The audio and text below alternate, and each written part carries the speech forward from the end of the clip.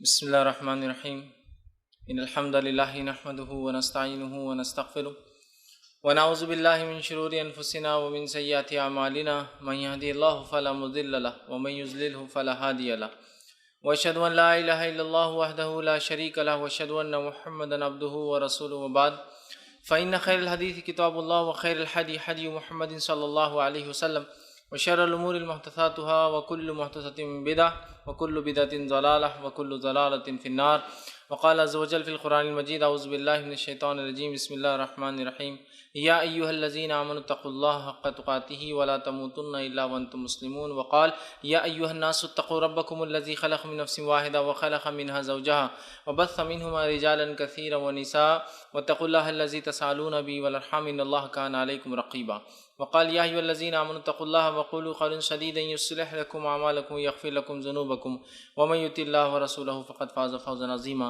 اللهم صل على محمد وعلى آل محمد كما صليت على إبراهيم وعلى آل إبراهيم إنك حميد مجيد اللهم بارك على محمد وعلى آل محمد كما باركت على إبراهيم وعلى آل إبراهيم إنك حميد مجيد رب اشرح لي صدري ويسر لي أمري واحلل عقدة من لساني يفقهوا قولي وقال عز وجل في القرآن المجيد اعوذ بالله من الشيطان الرجيم بسم الله الرحمن الرحيم إنا نحن نزلنا الذكر وإنا له لحافظون اما بعد تمام تعریفیں اس اللہ رب العزت کے لیے لائق و زیبا ہے جو تمام جہانوں کا بنانے والا اور اسے پالنے والا ہے، اور درود و سلام اس کے آخری نبی محمد صلی اللہ علیہ وسلم پر۔ الحمدللہ ہم تمام یہاں اس ہفتے واری درس قرآن کے لیے جمع ہوئے ہیں۔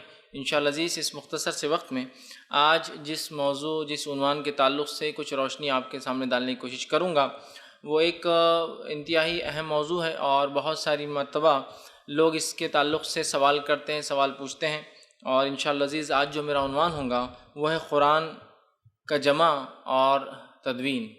قرآن کیسے جمع کیا گیا اور اس کو کیسے لکھا گیا، کلیکشن اینڈ کمپائلیشن آف قرآن۔ چونکہ بہت سارے لوگ سوال کرتے ہیں کہ آیتیں جیسا کہ سورہ فاتحہ ہے نازل بعد میں ہوئی لکھی پہلے گئی، سورہ علق ہے نازل پہلے ہوئی لکھی 96 نمبر کی صورت ہے، اسی طرح بہت ساری مرتبہ سننے میں آتا ہے یہ آیت پہلے تھی پھر نکال دی گئی، وہ آیت پہلے ہوا کرتی تھی یہاں اس کے بعد یہ آ گئی۔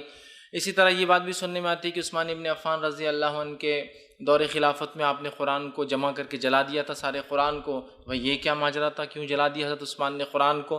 تو بہت ساری باتیں قرآن کی جمع کے تعلق سے لوگ سوال کرتے ہیں، تو میں نے ان سوالات کے مطابق یہ بہتر سمجھا کہ ایک عنوان میں اس پہ تیار کر دوں کہ قرآن کا جمع بشکل مصحف۔ قرآن جس شکل میں ایک کتابی بکش فارم میں جو ہمیں دکھتا ہے یہ کب جمع ہوا، کیسے جمع ہوا؟ یا پھر لوگ سوال کرتے ہیں کہ قرآن میں زیر زبر لگانا بھی تو بدعت ہے، پہلے تو نہیں تھا، اس کی کیا حقیقت ہے؟ بہت سارے بہرحال سوال جو قرآن کے متعلق کیے جاتے ہیں، اس کے جمع کے متعلق بہت ساری بار ہمارے ذہن میں سوال آتا ہے ایز اے کویشچن۔ بہت ساری بار غیر مسلم یہ سوال اٹھاتے ہیں کہ قرآن تو حضرت عثمان نے جلا دیا تھا، اس کے بعد انہوں نے خود لکھ دیا اپنے دل سے۔ تو بہرحال غیر مسلموں کے جواب بھی اس میں آ جائیں گے، مسلمانوں کے ہمارے اپنے جو ڈاؤٹس جس کو کہتے ہیں، جو اشکالات ہوتے ہیں، انشاءاللہ وہ بھی دور ہو جائیں گے۔ اللہ رب العزت نے اپنی کتاب قرآن کے اندر سورہ ہجر سورہ نمبر 15 اور آیت نمبر 9 میں فرمایا کہا اِنَّا نَحْنُ نَزَّلْنَا الذِّكْرَ وَإِنَّا لَهُ لَحَافِظُونَ، کہ یہ ہم ہیں جو اس ذکر کو نازل کرتے ہیں اور ہم ہی ہیں جو اس ذکر کی حفاظت کرنے والے ہیں۔ تو یہاں اللہ رب العزت نے اس بات کا اعلان کر دیا، یہ بات بتا دی کہ قرآن کا نازل کرنا اللہ کی طرف سے ہے، قرآن کو اللہ نے نازل کیا، اِنَّا نَحْنُ نَزَّلْنَا الذِّكْرَ، اور اللہ ہی اس کی حفاظت کرنے والا ہے، وَإِنَّ لَهُ لَحَافِظُونَ۔ تو قرآن کو اللہ نے نازل کیا اور قرآن کی حفاظت اللہ تعالیٰ ہی کرنے والا ہے۔ تو یہ ہمارا ایمان ہے۔ قرآن جیسا آج ہمارے پاس موجود ہے یہ من اور ان اللہ رب العزت کی جانب سے نازل ہوا اور اللہ کے رسول صلی اللہ علیہ وسلم پر نازل ہوا۔ نبی اکرم صلی اللہ علیہ وسلم کو اس کی پوری ترتیب بتائی گئی، نبی اکرم صلی اللہ علیہ وسلم نے صحابہ کو پوری ترتیب بتا دی، اور اسی ترتیب میں قرآن آج ہمارے ہاتھوں میں موجود ہے۔ جس ترتیب میں اس کو پڑھتے ہیں، سوروں کی بھی وہی ترتیب ہے، آیتوں کی بھی وہی ترتیب ہے۔ نہ کسی صحابی نے اس میں کوئی تبدیلی کی، نہ اس کے بعد کسی تابعین نے کوئی تبدیلی کی، نہ ہی امت کا کوئی اجماع اس میں ثابت ہے کہ اس میں ذرہ برابر بھی آگے پیچھے کچھ کیا جائے۔ تو جس ترتیب میں صورتیں جمی ہیں، جس ترتیب میں آیتیں جمی ہیں، یہ اللہ کے طرف سے ہی تھا، یاد رکھیں۔ اور مکمل قرآن کی حفاظت کا ذمہ اللہ تعالیٰ نے لیا۔ لیکن ایک بات ذہن میں آتی ہے کہ قرآن لکھا تو انسانوں کے ذریعے گیا، ٹھیک ہے، ذمہ تو اللہ نے لی حفاظت کا، لیکن اللہ نے ہیومن میڈیم جس کو کہتے ہیں انسانی ذرائع کو استعمال کیا اس کی حفاظت کے لیے، ہے نا۔ تو پہلے تو اس پہ نبی پہ اس کو نازل کیا، نبی پہ نازل ہونے کے بعد یہ لکھا گیا، صحابہ نے اس کے اپنے ذہنوں میں اس کی ترتیب کو یاد رکھا، اس کی ترتیب نبی اکرم صلی اللہ علیہ وسلم نمازوں میں پڑھتے تو صحابہ اس سے یاد کر لیتے، نئی آیتیں آتی تو اس میں انٹروڈیوس جب ہوتی تو اللہ کے رسول جب قرأت کرتے صحابہ سمجھ جاتے کہ نئی آیتیں اس میں آ چکی ہے، کچھ آیتیں آپ نہیں پڑھتے تو صحابہ سمجھ جاتے کہ آیتیں نکل منسوخ ہو چکی ہے، اور اس کے بعد نبی اکرم صلی اللہ علیہ وسلم کے ذہن سے اور صحابہ کے ذہنوں سے بھی وہ آیتیں ختم کر دی جاتی، اللہ خود بھلا دیتا تھا۔ ٹھیک، تو جو قرآن آج موجود ہے جس کو مصحف عثمانی ہم کہتے ہیں، حضرت عثمان نے چونکہ پوری امت کو اس پہ جمع کیا تھا، وہ وہی ہے جو اللہ رب العزت کی طرف سے نازل ہوا تھا اور اللہ نے اس کی حفاظت کا ذمہ لے لیا۔ یہ آیت بیان کری، میں یہ بات کیوں رکھ رہا ہوں ورنہ ایسا نہ ہو کہ جب میں بات کروں تو بیچ میں آپ کو شک شبہات پیدا ہو جائیں، شیطان آ کر بہکانے لگے، ارے عثمان کے دور میں تو ایسا ہوا، ارے فلاں تو ایسا ہوا، انسانوں نے لکھا، گم بھی سکتی ہے۔ اس لیے میں کہہ رہا ہوں اللہ نے حفاظت کا ذمہ لیا، ہیومن میڈیم کو، انسانی ذرائع کو اللہ نے استعمال کیا اور اللہ نے ان کے انسانوں کے ذریعے اس کتاب کو جو محفوظ کر دیا اور قیامت تک کے لیے محفوظ ہے۔ شروعاتی دور میں یہ کیسے لکھی گئی، کیا معاملہ رہا، تو اس تعلق سے انشاءاللہ عزیز ہم تفصیلات انشاءاللہ آج دیکھیں گے۔ تو یہ بات پہلے جان لے اس درس کی شروعات میں ہی، قرآن کی حفاظت کا ذمہ اللہ نے لیا ہے اور اس میں کوئی رد و بدل اور تبدیلی نہیں ہو سکتی ہے، اور اللہ نے اس کو انسانی ذریعے کے جو ہے میڈیم سے اس کو محفوظ بھی کر لیا۔ اسی طرح نبی اکرم صلی اللہ علیہ وسلم کو فطری طور سے ایک ڈر رہا کرتا تھا، جب قرآن نازل ہوتا تو آپ صلی اللہ علیہ وسلم جلدی پڑھنے کی کوشش کرتے۔ جبرائیل علیہ السلام قرآن نازل جب آپ کو پڑھ کر سناتے تو آپ صلی اللہ علیہ وسلم فوراً لپکتے اور سن کر دہرانا شروع کر دیتے۔ تو اللہ رب العزت نے جب نبی کی کیفیت دیکھی کہ نبی اکرم صلی اللہ علیہ وسلم قرآن کو سنتے ہیں اور اس کو دہرانا چاہتے، جلدی پڑھنا چاہتے ہیں، تو اللہ رب العزت نے سورہ نمبر 75 سورہ قیامہ یا سورہ انسان جس کو کہتے ہیں، اس کی آیت نمبر 16 اور 17 میں نبی اکرم صلی اللہ علیہ وسلم حکم دیا اور فرمایا لا تحرک بہ لسانک ولتعجل بہ، اے نبی اپنی زبان کو جلدی آپ آگے نہ بڑھو، یا اپنی زبان کے ذریعے آپ جلدی قرآن نہ پڑھو، عجلت مت کرو۔ کیا فرمایا؟ لا تحرک بہ لسانک، اپنی زبان کو حرکت مت دو جلدی، ولتعجل بہ، اور عجلت مت کرو، جلد بازی مت کرو۔ مطلب جبرائیل علیہ السلام آتے، قرآن پڑھنا شروع کرتے اور آپ بھی دہرانا شروع کر دیتے۔ کیوں؟ آپ کو ڈر لگتا تھا کہیں بھول نہ جاؤں، فارگیٹ نہ ہو جائے، میں سنوں اور بھول نہ جاؤں، تو اللہ نے کہا لا تحرک بہ لسانک ولتعجل بہ، اے نبی اپنی زبان کو حرکت مت دو اور قرآن کو جلد بازی سے پڑھنے کی کوشش مت کرو۔ ان علینا جمعہ وقرآن، اس کا جمع کرنا اور آپ سے پڑھوانا ہمارا ذمہ ہے۔ فَإِذَا قَرَأْنَاهُ فَاتَّبِعُوا قُرْآنَهُ، اور جب ہمارا قاری پڑھ لے، ہمارا فرشتہ پڑھ لے تو آپ اس کو پھر پڑھیے۔ ثُمَّ إِنَّ عَلَيْنَا بَيَانَهُ، پھر ہمارے ذمے اس کو آپ کے ذریعے بیان کروانا۔ تو اس آیت میں جو باتیں بیان کی گئی، اے نبی جلد بازی مت کیجیے، آپ قرآن کو بھولنے والے نہیں ہیں، جب فرشتہ پڑھ لے تو آپ پڑھیں، اس کا بیان کرنا آپ کے ذریعے یہ ہمارا ذمہ ہے۔ تو اللہ نے یہ بات بھی بتا دی کہ نبی آپ کو گھبرانے کی ضرورت نہیں ہے، آپ کچھ بھولنے والے نہیں ہیں، قرآن آپ سے ہم قرآن کو پڑھوائیں گے، آپ کو یاد رکھوائیں گے اور آپ کے ذریعے بیان بھی کروائیں گے، اس کو باقی بھی رکھیں گے۔ تو یہ آیت نے بھی نبی اکرم صلی اللہ علیہ وسلم کو تسکین دے دی۔ اس کے بعد جب جبرائیل علیہ السلام آتے پورا تلاوت کر لیتے، تب نبی اکرم صلی اللہ علیہ وسلم تلاوت کرتے۔ تو آپ نے جلد بازی تلاوت کے اندر چھوڑ دی، اس لیے کہ پہلے آپ گھبرایا کرتے تھے کہیں قرآن مجھ سے چھوٹ نہ جائے، چوک نہ ہو جائے۔ تو اللہ نے پہلی آیت ہم نے دیکھی سورہ ہجر آیت نمبر 9، اللہ نے اس کی حفاظت کا ذمہ لیا۔ اس آیت نمبر سورہ 75 آیت نمبر 16 اور 17 میں اس بات کی وضاحت کی گئی کہ اللہ نے نبی کو وعدہ کیا کہ آپ کو یاد کروانا، آپ سے پڑھوانا، آپ کے ذریعے بیان کروانا یہ ہمارا ذمہ ہے، لہٰذا نبی آپ پریشان نہ ہو اس معاملے میں، ٹھیک ہے۔ اب جو قرآن جمع ہوا اور جس شکل میں اس کو ہم دیکھتے ہیں، یہ 3 مرحلوں میں ہم تک پہنچا ہے، 3 اسٹیجز سے یاد رکھیں۔ جس کسی کو بھی جو طالب علم علوم القرآن کا، وہ اس چیز کو یاد رکھے، قرآن 3 مرحلوں میں ہم تک پہنچا ہے۔ پہلا اسٹیج نبی اکرم صلی اللہ علیہ وسلم کے زمانے میں قرآن کا جمع ہونا، لکھا جانا اور جمع ہونا۔ دوسرا مرحلہ، دوسرا اسٹیج نبی اکرم صلی اللہ علیہ وسلم کے بعد ابوبکر صدیق رضی اللہ عنہ کے زمانے میں قرآن کا جمع ہونا، اور تیسرا اسٹیج عثمان ابن عفان رضی اللہ عنہ کے دور میں قرآن جمع ہونا۔ اور بس قرآن کے جمع اور ترتیب کا یہی مرحلہ یاد رکھیے، قرآن کی کمپائلیشن کی یہی 3 اسٹیجز ہیں، ٹھیک۔ اس کی ترتیب جو ہوتی ہے، سیکوینس جو ہے، وہ تو صحابہ کو ذہن میں ہی آتا، اللہ کے رسول پڑھ کے سنایا کرتے تھے، لیکن جب اترتا تھا تو لوگ اس کو لکھ لیا کرتے تھے، ٹھیک۔ تو 3 مرحلے میں، تو آئیے پہلے مرحلے سے شروع کرتے ہیں، نبی اکرم صلی اللہ علیہ وسلم کا مرحلہ۔ نبی اکرم صلی اللہ علیہ وسلم کے زمانے میں قرآن کیسے اترا اور کیسے لکھا گیا، اس مرحلے کو فرسٹ اسٹیج سے ہم بات کو شروع کرتے ہیں۔ آئیے، اللہ رب العزت سورہ جمعہ سورہ نمبر 62 آیت نمبر 2 میں فرماتا کہتا ہے هو الذی بعث فی الامیین رسولا منہم، کہ وہی اللہ ہے جس نے امیوں میں سے انہی میں سے ایک رسول کو چنا. وہی اللہ ہے جس نے امیوں میں سے ایک رسول کو اپنے چنا. منہم یتلو علیہم آیاتنا، تاکہ وہ ہماری آیتوں کو پڑھ کر سنائے. وہ زکیہم، ان کا تزکیہ کرے. وہ یعلمہم الکتاب، اور اپنی ہماری کتاب کو ان کو پڑھ کر سنائے. ٹھیک ہے. والحکمہ، اور حکمت سکھائے. اور اس سے پہلے تو یہ لوگ گمراہی میں تھے. تو یہاں اللہ نے فرمایا جو سورہ جمعہ سورہ 62 آیت نمبر 2 میں، وہی اللہ ہے جس نے امیوں میں ایک رسول بھیجا انہی میں سے. امی سے مراد عرب اپنے آپ کو امی قوم کہتے تھے، ہم امی ہیں. اور اس بات کی وضاحت اللہ نے بھی قرآن میں کی کہ وہ امی تھے اور رسول بھی امی تھے. مطلب نہ صرف قوم پڑھی لکھی نہیں تھی بلکہ خود رسول اللہ صلی اللہ علیہ وسلم کو بھی قرآن نے امی کہا. آئیے، امی کا مطلب ہوتا ہے ناخواندہ، ان پڑھ، جو پڑھے لکھے نہیں ہیں، الٹریٹ. تو نبی اکرم صلی اللہ علیہ وسلم امی تھے اور امی قوم میں بھیجے گئے تھے. مطلب خود قوم بھی امی اور خود نبی بھی جو بھیجا گیا وہ بھی کیسا ہے؟ امی ہے، پڑھا لکھا نہیں ہے. ٹھیک. اللہ نے کیا فرمایا سورہ اعراف سورہ نمبر 7 آیت نمبر 158 میں، فآمنوا باللہ ورسولہ النبی الامی. تو ایمان لاؤ اے لوگو، کس پر؟ اللہ پر اور اس کے امی رسول پر، وہ رسول جو لکھنا پڑھنا نہیں جانتا. دوسری جگہ فرمایا سورہ اعراف سورہ نمبر 7 آیت 157 کے اندر، الذین یتبعون الرسول النبی الامی. وہ لوگ، صحابہ کی خصوصیت کیا ہے؟ صحابہ ایسے نبی کی اتباع کرتے ہیں جو امی ہیں. صحابہ ایک ایسے نبی کی اتباع کرتے. کیا فرمایا؟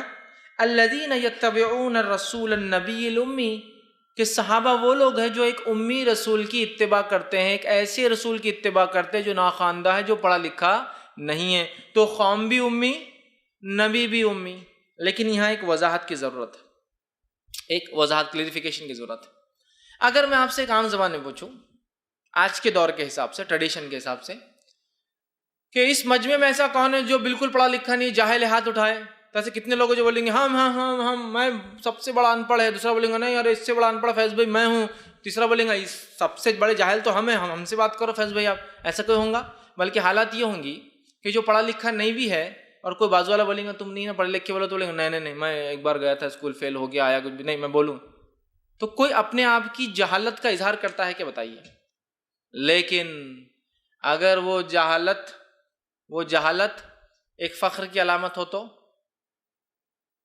اور وہ جہالت میں بھی ایک خصوصیت ہو تو عربوں کو جو امی، اور وہ اپنے آپ کو امی کہتے بھی تھے، فخر سے کہتے تھے مکے والے. کیوں؟ اس لیے مطلب ہم ان پڑھ ہیں، ہم پڑھے لکھے نہیں ہیں، ہم لکھتے نہیں ہیں، ہم کو لکھنا نہیں آتا، اس کا یہ معنی ہوتا ہے. کیوں کہتے تھے؟ اس لیے اس بات کو یاد رکھیے، جو قوم ہر چیز کو یاد کر لیتی تھی اس کو لکھنے کی ضرورت نہیں تھی، تو وہ خاص طور سے بولتے تھے ہم امی ہیں، ہم لکھتے نہیں ہیں. تم لوگوں کو لکھنے کی ضرورت پڑتی ہے اس لیے کہ تمہاری ذہن، تمہاری عقلیں کمزور ہے. تو عربوں کا اپنے آپ کو امی کہنا فخر تھا، اس لیے کہ اللہ نے ان میں خاص صلاحیت دی تھی. وہ کیا تھی؟ وہ ایسی باتوں کو اتنے فن اور مہارت سے یاد رکھ پاتے جن باتوں کو ہم یاد بھی نہیں رکھ پاتے. مطلب اتنی مہارت تھی کہ عبداللہ ابن عباس رضی اللہ عنہما فرماتے ہیں کہ جب ہمارے پاس عربوں میں ہم چھوٹے بچے ہوا کرتے ہیں تو تبھی ہم کو لقمان حکیم کی 50 کتابیں یاد کرا دی جاتی تھی. عبداللہ ابن عباس کو بچپن میں لقمان جو حکیم، حکمت والے انسان تھے، حکیم بولے تو دوا والے نہیں، حکمت والے انسان تھے، ان کے اقوال کی 50 کتابیں ان کو بچپن میں یاد کرا دی گئی تھی. 50 بکس. سبحان اللہ. آج ہمارے بچوں کو 10-12 سبجیکٹس ہوتے ہیں اور اس کے اندر ایک سبجیکٹ میں 10-12 چیپٹرز ہوتے، یاد نہیں ہوتے ہیں. لیکن عربوں کی خصوصیت تھی ایک بار کوئی چیز کو پڑھ لیا بس اب ان کو دوبارہ پڑھنے کی ضرورت نہیں تھی. تو 50 کتابیں یاد کر لی تھی انہوں نے. سمجھ رہے آپ؟ ایسی ذہانت جس قوم کے پاس ہو تو کائے کو لکھے اور کائے کو پڑھے. تو ان کا امی کہنا فخر تھا، ورنہ ہم لوگ سمجھتے ہیں اللہ کے رسول امی تھے تو میں بھی پڑھوں گا لکھوں گا نہیں. ان کا امی ہونا فقریہ تھا، اس لیے کہ ہر چیز کو میمورائز کر لیتے تھے، ہر چیز کو یاد کر لیتے تھے. اور آج بھی ایسے لوگ میں نے دیکھے. ایک صاحب تھے، نابینا تھے، حافظ تھے، اللہ ان پر رحم کرے، ان کی مغفرت کرے، انتقال کر گئے. ایک مرتبہ ایک شاعر ان کے پاس آیا اور آ کر کہا کہ میں ایک کلام آپ کو پڑھ کر سناؤں گا. انہوں نے کہا دیکھو میرے کو بور مت کرو، میں تمہیں بہت برا حال کر دوں گا. نابینا تھے، حافظ تھے، کہا مجھے بور نہیں کرنا تو برا حال کر دوں گا. شاعر پھر بھی شاعر ہے، کوئی نہ کوئی ان کو چاہیے جس کو کلام سنائے. کہا سناؤں گا. تو کہا آج اگر تم نے مجھے کلام سنایا نا تو تمہاری عزت کی آج دھجیاں اڑا دوں گا شام میں. تو بولے نہیں پھر بھی سنو. انہوں نے اپنی پوری غزل پڑھ کے سنا دی. یہ حافظ صاحب بیچارے تلمل ہوئے، نابینا تھے، بھاگ کر بھی نہیں جا سکتے، اٹھ کے سن لی. شام میں مجلس جمع ہوئی شعراء کی، شاعروں کی، جہاں اس کو یہ کلام پڑھنا تھا، وہ حافظ صاحب بھی پہنچ گئے۔ لوگوں نے کہا حافظ صاحب آج آپ اس مجلس میں، تو کہا آج میں بھی ایک نظم سنانے والا ہوں، لہٰذا مجھے پہلا چانس دیا جائے۔ لوگوں نے کہا ٹھیک ہے آپ نظم سنائیے، اور اس شاعر سے پہلے جس کی نظم تھی ہو بہو انہوں نے پڑھ کر سنا دی۔ اب شاعر تو یہ چور ہے، اس نے میری نظم چرائے، اور یہ ہے، اور میں یہ کر دوں گا وہ کر دوں گا۔ تو انہوں نے کہا ایک منٹ، اگر یہ نظم تیری ہے تو حافظ سے پڑھ کر سنا دے، نابینا تھے نا، میں نے تو حافظ سے سنایا۔ سب شاعروں نے کہا نہیں یہ بات صحیح ہے، جو آدمی لکھتا اس کو حفظ رہتی والے نظم تم نے نہیں لکھے۔ اور وہ شاعر پر الزام لگ گیا چوری کا، پلیجرائزیشن کا، کہ کسی کو دیکھ کے نقل کیا۔ وہ اتنا پچھتائے۔ جب رات میں محفل ختم ہوئی، حافظ صاحب باہر آئے تو شاعر نے کہا یار تو نے بہت بڑا دھوکہ دیا۔ تو حافظ صاحب نے کیا کہا، پہلے ہی بولا تھا نا صبح نظم مت سنا، نہیں تو آج برا حل کر دوں گا تیرا۔ تو آج بھی ایسے لوگ ہیں جو ایک بار سنتے ہیں تو یاد رکھ لیتے ہیں۔ تو عربوں میں یہ خصوصیت تھی، اس لیے وہ فخر سے اپنے آپ کو کیا کہتے تھے، امی۔ تو آپ کو یہ نہ کہے میں بھی پڑھا لکھا نہیں امی ہوں، تو وہ کوئی علامت نہیں یاد رکھی، چونکہ وہ ہر چیز کو یاد رکھ پاتے تھے، اس لیے وہ لکھتے نہیں تھے۔ اس لیے عربوں میں لکھنے پڑھنے کا چلن نہیں تھا، چونکہ ہر چیز کو یاد کر، حالانکہ ادبی اعتبار سے، شاعری کے اعتبار سے بہت آگے تھے، ہر چیز کو یاد کرنے کی خصوصیت اللہ رب العزت نے ان میں دے رکھی تھی۔ اور یہی وجہ ہے کہ فن حدیث جو ہم تک آئی حدیث ہے، بہت سارے لوگ آتے ہیں اور کیا کرتے ہیں، مذاق اڑانے کے لیے حدیث کا آ کے بولتے ہیں کہ ایک قصہ سنا دیتے، کوئی آپ کو قصہ سنانے کے بعد بولتے چلو اب تم سناؤ، آپ بولتے ہیں ایسا ایسا، دیکھو کتنا فرق ہو گیا نا تمہارے قصہ سنانے میں، تو حدیث بھی ایسی گڑبڑ ہو گئی پوری۔ ارے یار، تو یاد رکھیے حدیث جو سنانے والا تھا نا وہ ذات موجود ہے، نہ سننے والے لوگ موجود ہیں، کہ تو سنانے والا جب اہم ہوتا ہے تو سننے والے اس کی ہر چیز کو رٹ لیتے ہیں۔ جب کسی کو اہمیت دی جاتی ہے لوگ اس کی بات کو ہمیشہ کے لیے یاد رکھ لیتے ہیں۔ ایک صاحب سے میری ملاقات ہوئی اور ان کا حافظہ ایسا تھا کہ میری ہر تقریر کو انہوں نے یاد کر لیا، مجھے یاد نہیں وہ ان کو یاد ہے سیکوینس، سمجھ رہا ہوں؟ ایسے بھی لوگ ہوتے ہیں، چونکہ وہ پسند کرتے ہیں تو ہر چیز یاد کر لی میری۔ تو نہ بولنے والا وہ موجود ہے نہ سننے والے وہ لوگ ہیں، تو عربوں میں اس صلاحیت اور خصوصیت تھی، ہر چیز کو یاد کر لے۔ تو نبی امی، قوم امی، اور اس میں ایک رسول اللہ رب العزت نے بھیجا۔ اب جو ہے اللہ رب العزت نے نبی اکرم صلی اللہ علیہ وسلم کو خاص طور سے پڑھنا لکھنا نہیں سکھایا۔ اللہ چاہتا تو سکھا سکتا تھا، چونکہ مکہ کے اندر نبی اکرم صلی اللہ علیہ وسلم جب موجود تھے، ایسے لوگ موجود تھے جن کی تعداد 10 سے لے کر 50 60 70 کے بیچ میں کہی جاتی ہے، جو لکھنا پڑھنا جانتے تھے، جیسا عمر ابن خطاب۔ ان کے والد خط و کتابت کرتے تھے، اسی لیے ان کا لقب تھا خطاب، یا ان کو کہا گیا خطاب، لکھنے والا۔ تو ایسے لوگ تھے۔ حضرت عمر خود لکھے پڑھے انسان تھے، لکھنا بھی جانتے تھے، پڑھنا بھی جانتے تھے، بلکہ توریت اور انجیل بھی آپ پڑھ چکے تھے، مطلب عبرانی زبان اور سوریانی زبان کا بھی علم رکھتے تھے۔ لیکن عموماً عرب پسند نہیں کرتے تھے لکھنے پڑھنے کو، خصوصاً لکھتے پڑھتے تھے، کیونکہ عموماً یاد رکھ لیتے تھے، لیکن کچھ لوگ پڑھتے اور لکھتے بھی تھے، ٹھیک۔ لیکن اللہ کے رسول کو اللہ نے ان میں پیدا نہیں کیا، مطلب لکھنے پڑھنے والا نہیں بنایا۔ کیوں نہیں بنایا؟ اللہ نے خود اس کی حکمت سورہ عنکبوت سورہ نمبر 29 آیت نمبر 48 نے فرمایا، کہا وما كنت تتلو من قبله من کتاب ولا تخطه بيمينك اذا لارتاب المبطلون۔ اللہ نے فرمایا، کہا اے نبی آپ کو ہم نے اللہ کے رسول فرمایا، اللہ فرما رہا ہے اس سے پہلے تو ہم نے آپ کو کوئی کتاب آپ نہ کوئی کتاب پڑھتے تھے، اور نہ کسی کتاب کو اپنے ہاتھ سے آپ نے کبھی لکھا تھا، ورنہ شک اور شبے کرنے والوں کا شک اور شبہ آپ پر اور بڑھ جاتا۔ اے نبی اس سے پہلے نہ آپ لکھنا جانتے نہ آپ پڑھنا جانتے تھے، ورنہ اگر آپ لکھنا پڑھنا جانتے تو جن کے دل میں مرض تھا، شک تھا، شبہ تھا، وہ بڑھ جاتا۔ محمد صلی اللہ علیہ وسلم تو بہت پڑھا لکھا آدمی تھا، تو قرآن لکھ دیا۔ ایک انٹیلیجنٹ آدمی اگر کوئی کارنامہ انجام دیتا تو آپ کہتے اس کو تو اللہ نے صلاحیت دی ہے، کر لیا ہوں گا۔ ایک تیز بھاگنے والا کو ریکارڈ بنائے تو آپ کہیں گے وہ تو بھاگتا ہی ہے، ریکارڈ تو بنائیں گا ہی۔ ایک آدمی جس کا حافظہ اچھا ہے، بولتا اچھا، تو آپ کہیں بولتا اچھا ہے تو جیتنا تو ہے ہی، سمجھ رہے ہیں؟ لیکن نبی اکرم صلی اللہ علیہ وسلم لکھتے تھے نہ پڑھتے تھے، اس کے بعد بھی قرآن آپ پر نازل ہوا، یہ ایک معجزہ تھا، یاد رکھیں۔ تو خاص طور سے اللہ نے اپنے نبی کو پڑھا لکھا بنا سکتا تھا، پھر بھی کیا رکھا؟ امی رکھا۔ اس کے پیچھے ایک مشن اور ایک مقصد تھا اللہ کا، ورنہ جن کے دلوں میں مرض ہے وہ الزام لگا دیتے رہے محمد تو بہت بڑے شاعر تھے تو لکھ لیے ہوں گے قرآن بھی، لہٰذا اس الزام کو اللہ نے ختم کر دیا۔ نبی اکرم صلی اللہ علیہ وسلم جو ہے امی تھے، پڑھے لکھے نہیں تھے۔ اب جب نبی اکرم صلی اللہ علیہ وسلم پر قرآن نازل ہوتا تو آپ صلی اللہ علیہ وسلم قرآن کو سننے کے بعد صحابہ میں سے ایک صحابی کو بلاتے، اور بلانے کے بعد ان کو ڈکٹیٹ کر دیتے کیا آیا ہے۔ ڈکٹیٹ کرنے کے بعد وہ صحابی اس چیز کو جو آپ کہہ دے آپ بیان کرتے لکھ لیتا۔ لکھنے کے بعد اللہ کے رسول صلی اللہ علیہ وسلم پھر اس صحابی سے کہتے اب مجھے دوبارہ پڑھ کر سناؤ، تاکہ اگر لکھنے والے سے کوئی مسٹیک یا غلطی ہو گئی تو اس کی اصلاح ہو جائے. کتنی احتیاط کی گئی لکھنے میں دیکھیے. پہلے وحی نازل ہوتی, آپ صلی اللہ علیہ وسلم صحابی کو بلاتے, صحابی آتے, پھر آپ کہتے لکھو, وہ صحابی لکھتے, لکھنے کے بعد آپ کہتے پڑھو, وہ پڑھ کر سناتے. اور کم و بیش نبی اکرم صلی اللہ علیہ وسلم سے 24 سے زیادہ لوگوں نے قرآن کی کتابت کی, کاتبین وحی جنہیں کہا جاتا ہے, جس میں مشہور اور معروف سب سے پہلے خلفائے راشدین ابوبکر صدیق, عمر ابن خطاب, عثمان ابن عفان, علی بن ابی طالب رضی اللہ عنہما سر فہرست سب سے اول. اس کے علاوہ زید بن ثابت الانصاری, یہ انصاری ایک صحابی تھے, زید بن جو ہے ثابت رضی اللہ عنہ, اسی طرح معاویہ بن ابی سفیان رضی اللہ عنہ, اور دیگر اور جو ہے ایسے 24 لوگوں نے, یا اس سے کم و بیش آگے پیچھے تعداد آتی ہے, 24 سے زیادہ لوگوں نے قرآن کو اللہ کے رسول صلی اللہ علیہ وسلم اترتا بیان کرتے اور اس کو لکھایا تھا. لکھنے کے بعد آپ کیا فرماتے, سناؤ.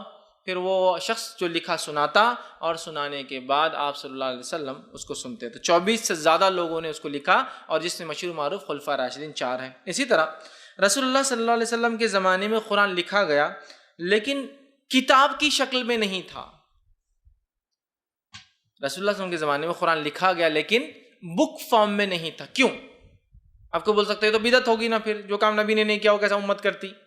بک فارم میں نہیں تھا, کتابی شکل میں نہیں تھا. تو نبی اکرم صلی اللہ علیہ وسلم زمانے میں کیوں کتابی شکل میں نہیں تھا قرآن, پہلے وہ دیکھ لیتے ہیں. تو پھر کیوں کتابی شکل دینا پڑی وہ بھی دیکھیں گے. پھر کیوں نہیں لکھا گیا, بک فارم میں کیوں نہیں تھا. مصحف کہتے ہیں بائنڈڈ بک کو, اسی لیے قرآن کو سینونیمس ٹرم مصحف بولتے ہیں. مصحف الشریف, قرآن شریف جیسا ہم بولتے ہیں. ایک عرب رہیں گا تو بولیں گے مصحف, تو سمجھ جانا قرآن کو انڈیکیٹ. ویسے مصحف کہتے ہیں عام زبان میں بائنڈڈ بک. ٹھیک, تو مصحف بائنڈڈ بک کی شکل میں کیوں نہیں تھا, آئیے پہلے وجوہات دیکھ لیتے اور پھر کیوں لکھا گیا وہ بھی وجہ دیکھتے ہیں. پہلے قرآن کے ضائع ہونے کا ڈر نہیں تھا, اس لیے لکھا بھی نہیں گیا مصحف کی شکل میں. قرآن کے غائب ہونے کا, ختم ہونے کا, لکت ہونے کا, ولکت ہونے کا, مٹ جانے کا ڈر ہی نہیں تھا, تو لہٰذا کبھی بک فارم میں لکھنے کا سوچا بھی نہیں گیا. دوسری وجہ, بہت سارے صحابہ کو قرآن یاد تھا. سمجھ رہا, بہت سارے صحابہ قرآن یاد تھا, تو اگر ڈر بھی ہوتا تو دوسرے کو صحابی بتا سکتا تھا. تو بہت سارے لوگوں کو یاد تھا, اس لیے بھی کتابی شکل میں لکھا گیا. تیسرا, قرآن آپ صلی اللہ علیہ وسلم کی زندگی میں نازل ہوتا گیا, حتیٰ کہ 9 دن پہلے آپ کی وفات سے پہلے بھی وہی, مطلب 3 جو ہے ربیع الاول تک وہی نازل ہوتی رہی. اب بتائیے نبی اکرم صلی اللہ علیہ وسلم کب قرآن کو شکل دیتے, جبکہ آپ کی وفات انتقال سے 9 دن پہلے تک تو قرآن نازل ہی ہو رہا تھا. تو امپاسبل تھا کہ قرآن کو مصحف کی شکل میں لکھا جائے جبکہ وہ اتر رہا تھا, اور 9 ڈے بیفور تک اترتا رہا, 9 دن پہلے. اور آخری آیت جو ایک معروف قول ہے اس کے مطابق سورہ بقرہ سورہ نمبر 2 اس کی آیت نمبر 283 اور 284 نازل ہوئی. آخری آیت ہے, اور یہ معاملات کی لین دین کی آیت ہے, پڑھ لے کبھی اس کو, بڑی اہم آیت ہے. یہ اترتی رہی. ٹھیک, اس کے علاوہ کچھ نے کہا سود کی آیتیں بھی اتری اسی آخری وقت میں, جو کہ آیت نمبر 78 سے لے کر 82 اور اس کا 83 84 تھی, واللہ عالم. لیکن 9 دن پہلے تک وہی نازل ہوتی رہی. اب 9 ڈے بیفور تک کوئی کام ہو رہا ہے تو اس کا ٹائم کب ملے گا انسان کو کہ اس کو بک فارم میں لکھا جائے. سیکوینس ذہنوں میں سب کو یاد ہے, صحابہ کو لکھا ہوا بھی ہے, لیکن لکھا ہوا سیکوینس میں نہیں, بک فارم میں. ذہنوں میں سب کے سیکوینس ہے, ترتیب سب کے ذہنوں میں ہے, لیکن ترتیب میں کتابی شکل میں لکھا ہوا نہیں. کیوں؟ تو 9 دن پہلے تک وہی نازل ہوتی رہی. اسی طرح قرآن جس ترتیب میں اترا اس ترتیب میں لکھا نہیں گیا. کیوں؟ تو ترتیب الگ ہوتی تھی اور لکھا الگ جاتا تھا. اب آپ بولیں گے کیسے ہوتا تھا یہ, آئیے سمجھاتا ہوں آپ کو. مثال کے طور پر ہوتا یوں تھا, ایک آیت نازل ہوتی تھی اور نبی اکرم صلی اللہ علیہ وسلم فرماتے تھے اس آیت کو لے جا کر اس صورت میں لگا دو. صاحب پوچھتے تھے کہاں, تو آیت نمبر 22 پہ اس کو ڈال دو. سمجھ لیجیے اب ایک سورہ شروع ہو رہا ہے اور ایک سورہ کی سمجھ لیجیے 21 آیت تک نازل ہو گئی ہے, لیکن ایسے ہی کئی صورتیں ایک ساتھ نازل ہوتی رہتی تھی, بڑی بڑی صورتیں, چھوٹی تو ایک ساتھ آتی تھی لیکن بڑی. مثال کے طور پر سورہ بقرہ بھی چالو ہے, سورہ نساء بھی آ رہی ہے, سورہ آل عمران بھی چالو ہے, سورہ مائدہ بھی آ رہی ہے ایک ساتھ. تو آپ سلام یوں کرتے تھے, ایک وہی نازل ہوئی تو آپ کہتے تھے اس آیت کو یہاں لگا دو, سورہ بقرہ میں یہاں لگا دو.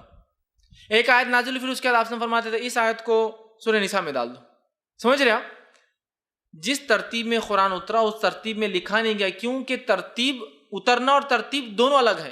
اترتا تھا جیسا وقت اور جیسی ضرورت پڑتی تھی, اور جمع ویسا کیا جاتا جیسا آپ سب فرماتے تھے کہ ترتیب یہ ہوں گی, سیکوینس یہ ہوں گا, لیکن اتری نہیں. جیسا کہ سورہ علق پہلے اتری, لکھی کہاں گئی, لیکن 6-9 نمبر پر. تو نبی بتاتے تھے کہاں ڈالنا ہے. تو سورہ علق اتری شروع میں, آپ نے بتایا کہ اس کو ڈالو 96 نمبر پہ, 6-9 پر. سورہ فاتحہ بعد میں اتری, آپ نے بیان کیا اس کو پہلے نازل, اس کو پہلے لکھو. ٹھیک, تو سورہ بقرہ میں آج ڈال دو. اچھا, کبھی تو ایسا بھی ہوتا تھا, ایک آیت اتری, آپ نے فرماتے اس کو اس آیت کے یہ جملے اور یہ جملے کے بیچ میں ڈال دو. جیسے کہ الیوم اکملت لکم دینکم واتممت علیکم نعمتی ورضیت لکم الاسلام دینا، یہ سورہ مائدہ کی آیت نمبر 3 کا ایک حصہ ہے، اور یہ اترا حجۃ الوداع میں، پوری آیت نہیں اتری، صرف اتنا حصہ نازل ہوا، حالانکہ آیت بڑی ہے، آپ کھولیے سورہ مائدہ، آیت بڑی ہے لیکن اترا کتنا حصہ، اتنا، تو آپ نے بتا دیا اس کو لے جا کر کہاں فٹ کر دو، سورہ مائدہ کی آیت نمبر 3 کے لاسٹ میں ڈال دو۔ کبھی ایسا بھی ہوتا ایک جملہ اتر جاتا جو کہ آیت بن جاتی ہے، آیت نمبر 20 سمجھ لیجیے ایک سورت کی کوئی ہے، آپ سے فرماتے ہیں اس کی شروعات میں اس جملے کو لے جا کے ڈال دو، مطلب آیت اب کھسک جائیں گی ادھر، سمجھ رہے آپ؟ تو اترتا الگ ترتیب سے تھا، لکھا الگ ترتیب بھی گا، کیوں؟ تو لکھنے کی ترتیب اللہ نے بتایا ایسا لکھو، اترنے کی ترتیب اللہ نے طے کی، کیوں، کب اور کس ماحول اور موقع سے اتاریں گا، سمجھ میں آ گیا آپ؟ تو پاسبل ہے کہ ایسا صورت ایک ساتھ اتر رہی تو ایک کتابی شکل میں لکھا جائے، یا کوئی کمپیوٹر لیپ ٹاپ لے کے بیٹھا ہے، وہاں تو کاغذ بھی نہیں عربوں کے پاس، کمپیوٹر لے کے بیٹھا چلو چینج کر دو تو مٹا دے رہا، ممکن ہی نہیں تھا، امپاسبل تھا کہ نبی اکرم صلی اللہ علیہ وسلم کی زندگی میں اس قرآن کو ترتیب میں یا بک فارم میں لکھا جائے، چونکہ کئی صورتیں ایک ساتھ نازل ہوتی تھی اور جس ترتیب میں اترتا تھا اس ترتیب میں جمع نہیں کیا جاتا تھا، جمع کی ترتیب، کمپائلیشن کی ترتیب الگ، سیکوینس الگ، اور پڑھنے کا اور جمع مطلب جو ہوتا تھا اس کا ایک سیکوینس، لیکن اترنے کا جو طریقہ تھا وہ مختلف ہوتا، اور کبھی بھی صورتیں کیسی بھی اترتی، پھر نبی اکرم صلی اللہ علیہ وسلم سے صحابہ انتظار کرتے کہ آپ کہاں فٹ کرو بولتے، اور پھر صحابہ لے جا کے وہاں فٹ کرے، اس وجہ سے وہ آپ کے زمانے میں کتابی شکل میں لکھا گیا۔ پانچویں وجہ، ٹھیک ہے، وہ یہ تھا جب تک وحی کا سلسلہ چالو تھا، وحی نازل ہو رہی تھی، قرآن نازل ہو رہا تھا، ممکن ہی نہیں تھا کہ قرآن کو لکھا جائے، کب تک؟ جب تک کہ وحی کا سلسلہ ختم نہیں ہو جاتا، وحی کا سٹاپ ہونا ضروری تھا قرآن کے لکھے جانے کے لیے، اس لیے کہ بہت ساری بار کچھ آیتیں نازل ہوتی اور اللہ کے رسول کیا فرماتے بعد میں معلوم، یہ آیت کو منسوخ کر دیا گیا، منسوخ سمجھتے آپ؟ ختم کر دیا گیا ہے، ابالش کر دیا گیا ہے، نکال دیا گیا، اب اس کی ضرورت نہیں ہے، سمجھ رہے؟ تو ظاہر سی بات ہے منسوخ کی تعلق سے کب تک کوئی چیز منسوخ ہو سکتی تھی؟ جب تک کہ نبی حیات ہے، نبی زندہ ہے، نبی کے زندگی تک آیتیں منسوخ ہو سکتی تھی، تو ضروری تھا وحی کا سلسلہ بند ہو جائے، وحی نازل ہونا بند ہو جائے، تبھی تو پھر لکھا جا سکتا ہے، ورنہ کسی بات کو ہم بک فارم میں لکھ دیں گے اور اس کے بعد نبی کہیں گا یہ ہٹا دو، یہ منسوخ ہوگی، تو سمجھ رہے ہیں؟ تو آیتیں چونکہ منسوخ ہوتی اس لیے انتظار کرنا ضروری تھا، وحی کے خاتمے کا انتظار کرنا پڑتا تھا۔ اسی طرح جو ہے یہ وجوہات تھی جن وجوہات کی بنیاد پہ نبی اکرم صلی اللہ علیہ وسلم کے زمانے میں قرآن بکش فارم میں کتابی شکل میں نہیں تھا، ترتیب جو ہم دیکھ رہے ہیں ویسا نہیں تھا، حالانکہ صحابہ کو ترتیب یاد تھی یہی، لیکن لکھا نہیں گیا تھا، اس کی وجوہات تھی۔ اب قرآن کن چیزوں پہ لکھا جاتا آپ کے زمانے میں، یہ بھی آپ سمجھ لیں۔ تو ہوتا یوں تھا، مثال کے طور پہ ایک وحی نازل ہوئی، صحابی آئے، آپ صلی اللہ علیہ وسلم نے کہا یہ وحی مجھ پر نازل ہوئی، اور صحابی فوراً آتے تھے اور اس کے بعد لکھ لیتے تھے۔ مثال کے طور پہ ایک صحابی آئے، وحی نازل ہوئی، فوراً وہ ایک پتا لاتے تھے، پتا کھجور کا بڑا جس کے بیچ میں ہوتا ہے نا، اس کی جو ہڈی بولیں گے اس پتے کی بہت موٹی ہوتی ہے، وہ لاتے تھے، اس پہ لکھ لیتے تھے، یہ ایک طریقہ تھا۔ دوسرا، وحی نازل ہوتی تھی، کپڑا نکال کے لاتے تھے، کپڑے پہ لکھ لیتے تھے، سمجھ رہا؟ کپڑا نکالا، کپڑے پہ لکھ لیا۔ وحی نازل ہوئی اور کچھ نہیں تھا، صحابی پلٹے اور دروازے پہ لکھ دیا، لکڑی پہ لکھا گیا، سمجھ؟ وحی نازل ہوئی اور اسی طرح کچھ نہیں تھا تو جانور کی وہ ہوتی ہے نا کھال، جس سے پینے کے پانی کی بوتلیں بناتی مشکی، وہ نکالا، اس پہ لکھ لیا۔ سوکھا ہوا چمڑا ملا، اس پہ لکھ لیا۔ ہڈی ملی جانور کی، جو اونٹ کی ہڈی ہوتی، شولڈر بون ہوتی، بہت چوڑی ہوتی ہے، بکرے کی آپ دیکھیں چھوٹی، اونٹ کی بڑی ہوتی، شولڈر بون پہ لکھ لیا، ہڈی پہ لکھ لیا، لکڑی پہ لکھ لیا، پتوں پہ لکھ لیا، کاغذ پہ لکھ لیا، کپڑے پہ لکھ لیا، دیوار پہ لکھ لیا، در پہ لکھ لیا، دروازوں پہ لکھ لیا، جو ملتا تھا صحابہ بس لکھنا چالو، فوراً ریٹرن ورک شروع، اس لیے کہ عربوں کے پاس اور اس زمانے میں کاغذ کی ایجاد ہو چکی تھی، عربوں کے پاس کاغذ نہیں تھا کہ کوئی پین پیپر لیں گا، کوئی ٹیکنالوجی کے دور نہیں ٹائپ کریں گا، فوراً جو موجود ہوتا لکھ لیتے۔ حتیٰ کہ ایسا بھی ہوا کہ کبھی وہی نازل ہوئی، کچھ نہیں تھا، برتن کو پلٹا کے لکھ لیا اور لے آ کے پلیٹ کو سیو کر کے رکھ دیا، جو ملا بس لکھ لیا، برتنوں پر، کپڑوں پر، کاغذ پر، پتوں پر، ہڈیوں پر، پتھروں پر، دروازوں پر، در پر، جہاں ملتا تھا صحابہ۔ کبھی ایک اور تو کو وہی نازل کچھ نہیں تھا، جی بیان کیجیے، لکھ لیا، کپڑے کو پھاڑ کے گھر میں لے آ کے رکھ دیا، ہو گیا، سمجھ رہے آپ؟ تو جو ملا اس پر وہی لکھ دی گئی، اور اس طرح سے پورا قرآن لکھا گیا۔ اور جب کاتب لکھتا آپ سے فرماتے سناؤ، پھر وہ پڑھ کے سناتا میں نے کیا لکھا، اللہ کے رسول اس کو ویریفیکیشن کرتے ہیں، یہ درست ہے، ٹھیک۔ اسی طرح یہ پہلا دور ختم ہو گیا، تو نبی اکرم صلی اللہ علیہ وسلم کی زندگی میں پورا قرآن لکھا گیا، پورا قرآن ترتیب میں، صحابہ کو یاد تھا لیکن پورا قرآن ترتیب میں کتابی شکل میں نہیں لکھا گیا، سمجھ رہے آپ فرق کیا ہے؟ خالی اترا پورا لکھا پورا گیا لیکن پوری ترتیب کے ساتھ ایک کتابی شکل نہیں تھی. تو اس کی ترتیب سیکوینس کس کے پاس تھی؟ صحابہ کے ذہنوں میں اس کی ترتیب تھی. اس بات کو ہم کو یاد رکھنا ہوگا. اب پہلا دور ختم ہوا، اللہ کے رسول صلی اللہ علیہ وسلم کی وفات کے 9 دن پہلے تک وحی نازل ہوئی، آپ کی وفات ہوگی، معاملہ ختم. اب ہوا 12 ہجری کا واقعہ، رسول اللہ صلی اللہ علیہ وسلم کے دنیا سے جانے کے تقریباً 1 سال، 1.25 سال یا 1.5 سال کے قریب والا ایک واقعہ ہوگا. 12 ہجری کا یہ واقعہ ہے. جنگ یمامہ ہوئی، ایک جنگ ہوئی، گھماسان جنگ، جو مسیلمہ کذاب کے ماننے والوں کے خلاف ابوبکر صدیق کا ایک مشن تھا. یہ اپوسٹیٹ جس کو کہتے ہیں، جنہوں نے جھوٹی نبوت کا دعویٰ کیا، ان کے خلاف ایک جنگ ہوئی. بہت گھماسان جنگ، مسیلمہ کذاب کے ماننے والے بھی اڑے ہوئے تھے. اس جنگ میں 70 قاری، 70 حفاظ مارے گئے. 70 صحابہ جو حافظ قرآن تھے شہید کر دیے گئے. جب یہ 70 شہید ہوئے تو عمر کے ذہن میں ایک بات ہے رضی اللہ عنہ، اور عمر ابن خطاب رضی اللہ عنہ نے سوچا اگر صحابہ ایسے ہی مارے گئے جو حافظ قرآن ہیں تو قرآن تو لکھا ہوا ہے لیکن ترتیب کے گم ہو جانے کا ڈر لائق ہے، چونکہ سارے صحابہ حافظ نہیں تھے. ترتیب کے سیکوینس کے کھو جانے کے چانسز زیادہ ہے. آپ گئے اور کہا ابوبکر میں گزارش کرتا ہوں تم سے، کیوں نہ قرآن کو کتابی شکل میں لکھ لیا جائے، کیوں نہ قرآن کو کمپائل کر دیا جائے جمع کر کے. ابوبکر نے کہا عمر کیا تم مجھے ایسا کام کرنے کا حکم دیتے ہو جو اللہ کے رسول صلی اللہ علیہ وسلم نے نہیں کیا؟ عمر خاموش ہو گئے. لیکن پھر آئے، کہا ابوبکر صحابہ اسی رفتار سے اگر جنگوں میں مارے گئے، قرآن کی ترتیب کھونے کا ڈر ہے، تم کچھ کرو. ابوبکر نے کہا میں نہیں کر سکتا ہوں یہ کام، اس لیے کہ اللہ کے رسول نے نہیں کیا. پھر عمر ابن خطاب ایک مرتبہ فجر کی نماز پڑھی، آئے ابوبکر کے پاس بیٹھے رضی اللہ عنہ، کہا ابوبکر کیا اللہ کے رسول صلی اللہ علیہ وسلم نے تمہیں اور مجھے لکھنے کا حکم نہیں دیا؟ تو کہاں دیا. اور کیا ہم نے اللہ کے رسول صلی اللہ علیہ وسلم کی زندگی میں پورا قرآن نہیں لکھا؟ تو کہاں لکھا. تو میں تم سے کوئی نیا کام کرنے کو کہاں کہہ رہا ہوں، میں تو کہہ رہا ہوں جو اللہ کے رسول صلی اللہ علیہ وسلم نے لکھایا اس لکھائی کو ہم جمع کر لیتے ہیں. اور ابوبکر صدیق کہتے ہیں کہ اس دن اللہ نے میرا سینہ کھول دیا. عمر کی بات مجھے سمجھ میں آئی کہ کوئی نیا کام نہیں کر رہے عمر کرنے کو، اللہ کے رسول صلی اللہ علیہ وسلم لکھایا نا، عمر تو کہہ رہے صرف جمع کر لو جو لکھایا گیا، اس میں کوئی خبات نہیں ہے. ابوبکر نے کہا ٹھیک ہے عمر، چلو اس کو ہم جمع کر لیتے ہیں. اور جمع کرنے کے لیے زید بن ثابت الانصاری کے نام سے مشہور ایک انصاری صحابی تھے، یہ ان کے پاس گئے اور کہا زید تم قرآن کو جمع کر لو. زید نے کہا اگر تم مجھے کہو کہ پہاڑ کو کھود کے پورا ادھر سے ادھر ٹرانسفر کرنا ہے کر دیتا ہوں، قرآن کو میں نہیں لکھ سکتی، اس کے ذمہ آنے والی پوری قوم اس پر ڈیپینڈ ہو جائیں گی، میں اس کو نہیں لکھ سکتا، میں اس کو ترتیب نہیں دوں گا، میں اس کو کتابی شکل نہیں دوں گا. خلیفہ اور عمر ابن خطاب نے منایا، کہا زید تم وہ شخص ہو کہ تمہارے سامنے قرآن نازل. اور زید بن ثابت یہ بڑے جو ہے کم عمر تھے، آپ ان کے زمانے میں جب آپ مدینہ ہجرت کر کے آئے تو یہ بمشکل 6-7 سال کے تھے، اور تبھی 17 صورتیں یاد کر چکے تھے. جب اللہ کے رسول مدینہ آئے تو ان کے والد لائے اور کہا اللہ کے رسول میرا بیٹا زید ہے اور یہ بہت اچھا حفظ کرا ہے. آپ ان کا سنا اور پوری 17 صورتیں انہوں نے پہلے دن ہی اللہ کے رسول سنا. آپ سن بڑے خوش ہوئے ان سے.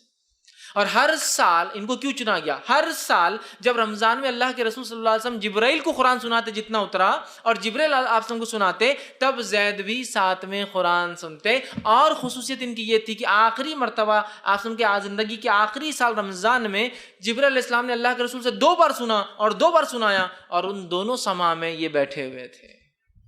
تو گویا ان کو ایگزیکٹلی پریسائسلی 100% سیکوینس یاد تھا.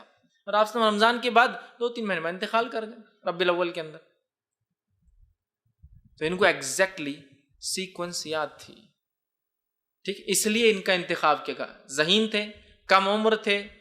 اسی طرح آپ سن سے پورے زمانے جب تک رہے مدینہ میں قرآن جو رمضان میں دوہر سنتے تھے، آخری دور میں بھی 2 مرتبہ ہوا آپ شامل تھے. تو لہٰذا ان کو چنا گیا. زید نے پھر بڑی مشکل سے مانا اور کہا عمر اتنی بڑی ذمہ داری تم نے مجھے دے دی کہ اگر تم مجھے پہاڑ کھودنے کا کہتے تو شاید میں کر لیتا، لیکن یہ نہیں ہوں گی. اور یہ بخاری کے اندر یہ واقعہ پورا آپ کو انشاءاللہ مل جائے گا کہ کیسے ان کو منایا گیا، کیسے وہ مانے. اس کے بعد ابو داؤد کی روایت میں تفصیلات اور ملتی کہ حضرت عمر کو زید بن ثابت نے کہا عمر تم بھی میری مدد کرو گے، ایسا میرے اکیلے سے نہیں ہوگا. کہا ٹھیک. اور بھی صحابہ تھے مدد کے لیے، لیکن مین ٹیم کے لیڈر یہ تھے. عمر ابن خطاب رضی اللہ عنہ نے جو مشورہ دیا یہ تھا ابو داؤد کی روایت میں کہ حضرت عمر نے کہا کہ ہم کیا کریں گے، مسجد نبوی میں جمعہ کے دن اعلان کریں گے کہ جس جس کے پاس قرآن ہے لے کر آئے. اب آپ کہیں گے یہ کیوں اعلان ہو رہا ہے؟ زید بن ثابت کو پورا قرآن یاد، عمر کو پورا قرآن رضی اللہ عنہ، ابوبکر رضی اللہ عنہ کو پورا قرآن یاد، پھر یہ کیا چکر ہے؟ پورا قرآن یاد ہونے کے بعد بھی یہ بات طے کی گئی کہ زید بن ثابت نے، عمر بن خطاب نے، ابوبکر صدیق رضی اللہ عنہما نے یہ طے کیا ان لوگوں نے کہ ہم قرآن کو حافظے سے نہیں لکھیں گے تاکہ تھوڑی بہت مسٹیک کا چانس ہو تو وہ بھی ختم ہو جائے. تو طے کیا گیا ایک لکھی ہوئی آیت آنا اور 2 لوگوں نے قرأت کر کے سنانا تو ہی لکھیں گے قرآن کے اندر. سیکوینس، ترتیب ذہنوں میں ہے، لیکن جب تک وہ آیت ون ٹائم ریٹرن نہیں آتی اور 2 لوگ آ کے گواہی نہیں دیتے کہ آیت ایسی نازل ہوئی اور ہم تھے، تب تک نہیں لکھا جائے گا. مسجد میں اعلان کیا جو ہے لاؤ، اور لوگ مسجد نبوی میں آتے اور اپنی مصحف، پرچے، چمڑے، تھیلیاں، تختے، لکڑی، ہڈیاں لاتے اور بتاتے، اور پھر زید لکھنا شروع کر دیتے. ارے آگے ایک آیت، 2 لوگ آ گئے، یاد تو لاکھوں لوگوں کو تھا لیکن 2 لوگ آ گئے، چلو لکھ لو. اب ہوا یہ کہ سارا قرآن مل گیا. سورہ توبہ کی 2 آیتیں اور سورہ احزاب کی 1 آیت مل ہی نہیں رہی. یاد ہے نہیں مل رہی، کیسا معلوم ہوا؟ حافظے میں ہے، ریٹرن نہیں مل رہی. لیکن طے کیا ہوا؟ جب تک ایک بار لکھی ہوئی نہیں ملیں گی اور 2 گواہ نہیں بولیں گے لکھا نہیں جائیں گا. اب پریشان. لیکن جو ہے یہ ابو داؤد کی روایت ہے، کافی جمعوں تک اعلان کیا گیا، 3 آیتیں ابھی بھی نہیں مل رہی. یاد سب کو ہے لیکن طے کیا ہوا؟ جب تک لکھا ہوا نہیں دیکھیں گے نہیں لکھیں گے. لیکن الحمدللہ ایک جمعہ ایسا ہوا کہ ایک صاحب 2 آیتیں سورہ توبہ کی لے کر آئے، اور اس کے بعد سورہ احزاب سورہ نمبر 33 آیت نمبر جو اس کی 23 یہ نہیں مل رہی تھی. 3 آیتیں آخری مل گئی. قرآن پورا ذہن میں تھا، پھر بھی ذہن پر اعتماد نہیں کیا گیا، حافظ میمورائزیشن پہ اعتماد نہیں کیا گیا، لکھا ہوا ون ٹائم، 2 لوگ گواہ آئے تو پورے قرآن کو لکھ لیا گیا. ایک مصحف بنائی گئی، مصحف بنا کے ابوبکر صدیق کو پیش کی گئی. ابوبکر صدیق نے مصحف کو دیکھا اور کہا اے عمر یہ اچھی بدعت ہے، لیکن اچھا نیا کام کیا تم نے. اور بہت سے لوگ اس کو پیش کرتے ہیں، بدعت کر سکتے، بدعت حسنہ، اچھی بدعت. بیوقوفانہ بات مت کیجیے. عربوں کی زبان میں بدعت کا کیا معنی ہوتا ہے؟ ایک تو معنی شرعی ہوتا ہے اور ایک معنی ہوتا ہے ان کی لینگویج کا. جیسا ہم کہیں گے الاول تو یہ اللہ کی ایک صفت ہے، لیکن ہم جانتے ہیں اول جماعت بھی ہوتی ہے، اول جماعت، دوم جماعت، سوم اردو میں ہوتی ہے نا. تو یہ اللہ کے نام اور صفت والا اول نہیں ہے، یہ پہلے والا اول ہے. تو بدعت کے کئی معنی ہوتے ہیں، نئی چیز، ایجاد کردہ چیز.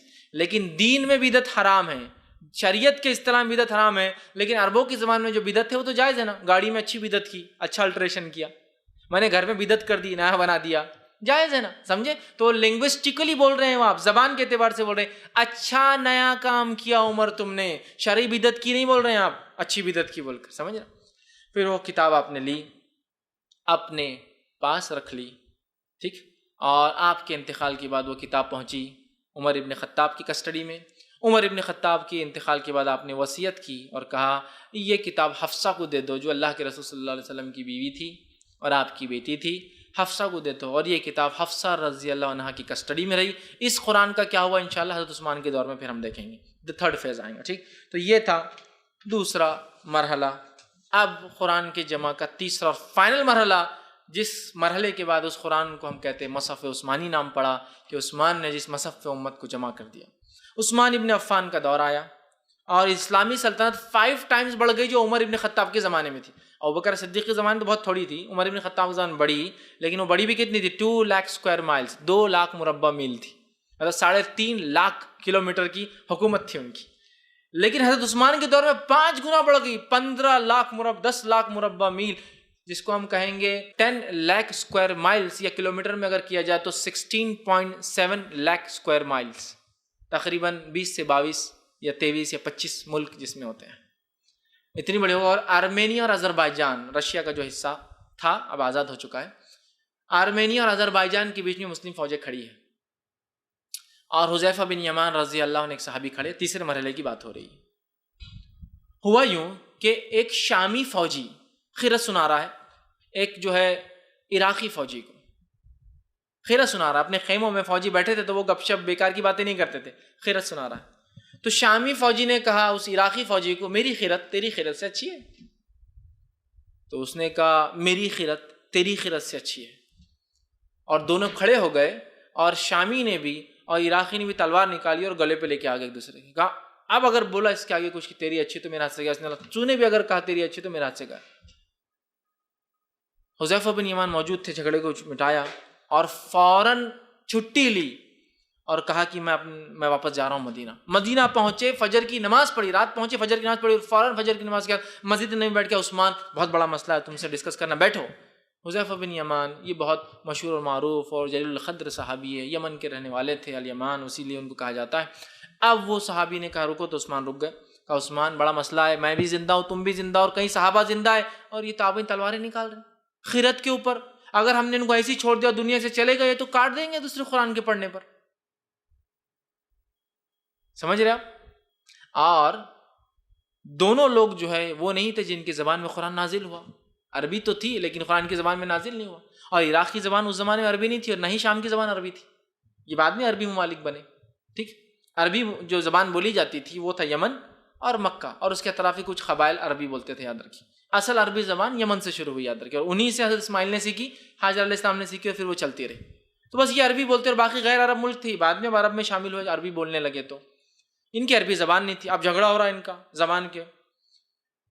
حضرت عثمان نے کہا بات تو سنگین ہے, مسئلہ سنگین ہے, اور یہ بخاری کی روایت ہے جو حذیفہ بن یمان سنا آ کر بات کی, معاملہ بڑا سنگین ہے, لہٰذا میں تمہاری اپین کو سنجیدگی سے لیتا ہوں, کچھ کرتا ہوں. پھر آپ نے سوچا ایک ٹیم بناتے ہیں, اور پھر ٹیم بنائی گئی, اور اس ٹیم میں لیڈر کس کو بنایا گیا؟ زید بن ثابت کو. کیوں؟ وہی فضائل کی وجہ سے. اور ابوبکر نے جس کو چنا, عثمان نے کہا میں بھی اس کو ہی چنتا ہوں, اور یہ ینگ تھے اس زمانے میں. کہا زید بن ثابت تم جو ہے قرآن کو کمیٹی بناؤ گے, لکھو گے. زید نے کہا بہت بھاری ذمہ داری پھر تم میرے پہ ڈال رہے ہو. ابوبکر نے بھی ڈال دی تھی, میں نے نہیں مانا تھا, پھر میں نہیں کروں گا. لیکن بہت ان کو پیچھے پڑ کے کہا ضروری ہے ورنہ ہم چلے جائیں گے دنیا سے, لوگ مریں گے, کاٹ ایک دوسرے کو کریں گے صرف زبان قرآن کے پڑھنے پر. کہا ٹھیک ہے کچھ کرتے ہیں, مجھے اور لوگ دو. تو ان کو اور 3 لوگ, ایسے 4 لوگوں کی کمیٹی بنائی گئی. 3 لوگ جو ان کو دیے گئے زید بن ثابت کو, پہلے تھے عبداللہ بن زبیر رضی اللہ عنہ, دوسرے تھے سعید بن العاص رضی اللہ عنہ, اور تیسرے تھے عبد الرحمن بن حریث رضی اللہ عنہ. سعید بن عاص انہیں اس لیے دیے گئے کہ یہ عربی زبان میں بہت مہارت رکھتے تھے اور قریشی تھے, تینوں قریش کے تھے. یہ انصاری تھے لیکن یہ قریشی تھے. اور عثمان نے تاکید کی رضی اللہ عنہ کہ دیکھو زید, جب اختلاف ہو زبان کے معاملے میں تو ان تینوں کی بات لی جائیں گی, چونکہ قرآن قریش کے لہجے میں اترا تھا. زید نے کہا بالکل صحیح, جب مجھ سے کوئی ایسی اختلاف ہوں گی زبان میں بولنے میں تو میں ان کی بات سنوں گا, اس لیے کہ انصاریوں کی عربی میں قرآن نہیں اترا تھا, قریشیوں کی عربی میں قرآن اترا تھا. تو کہا ٹھیک ہے, یہ بات تو طے ہو گئی, اختلاف جب مجھ میں اور ان میں ہوں گا ان کی بات لی جائیں گی, میری بات چھوڑ دی جائیں گی. کہا ٹھیک ہے. کمیٹی بن گئی اور ابوبکر صدیق رضی اللہ عنہ کی مصحف منگائی گئی. سمجھ رہا, وہ مصحف کی ترتیب اور اس مصحف کے اعتبار سے لکھنا جو ہے شروع کیا گیا.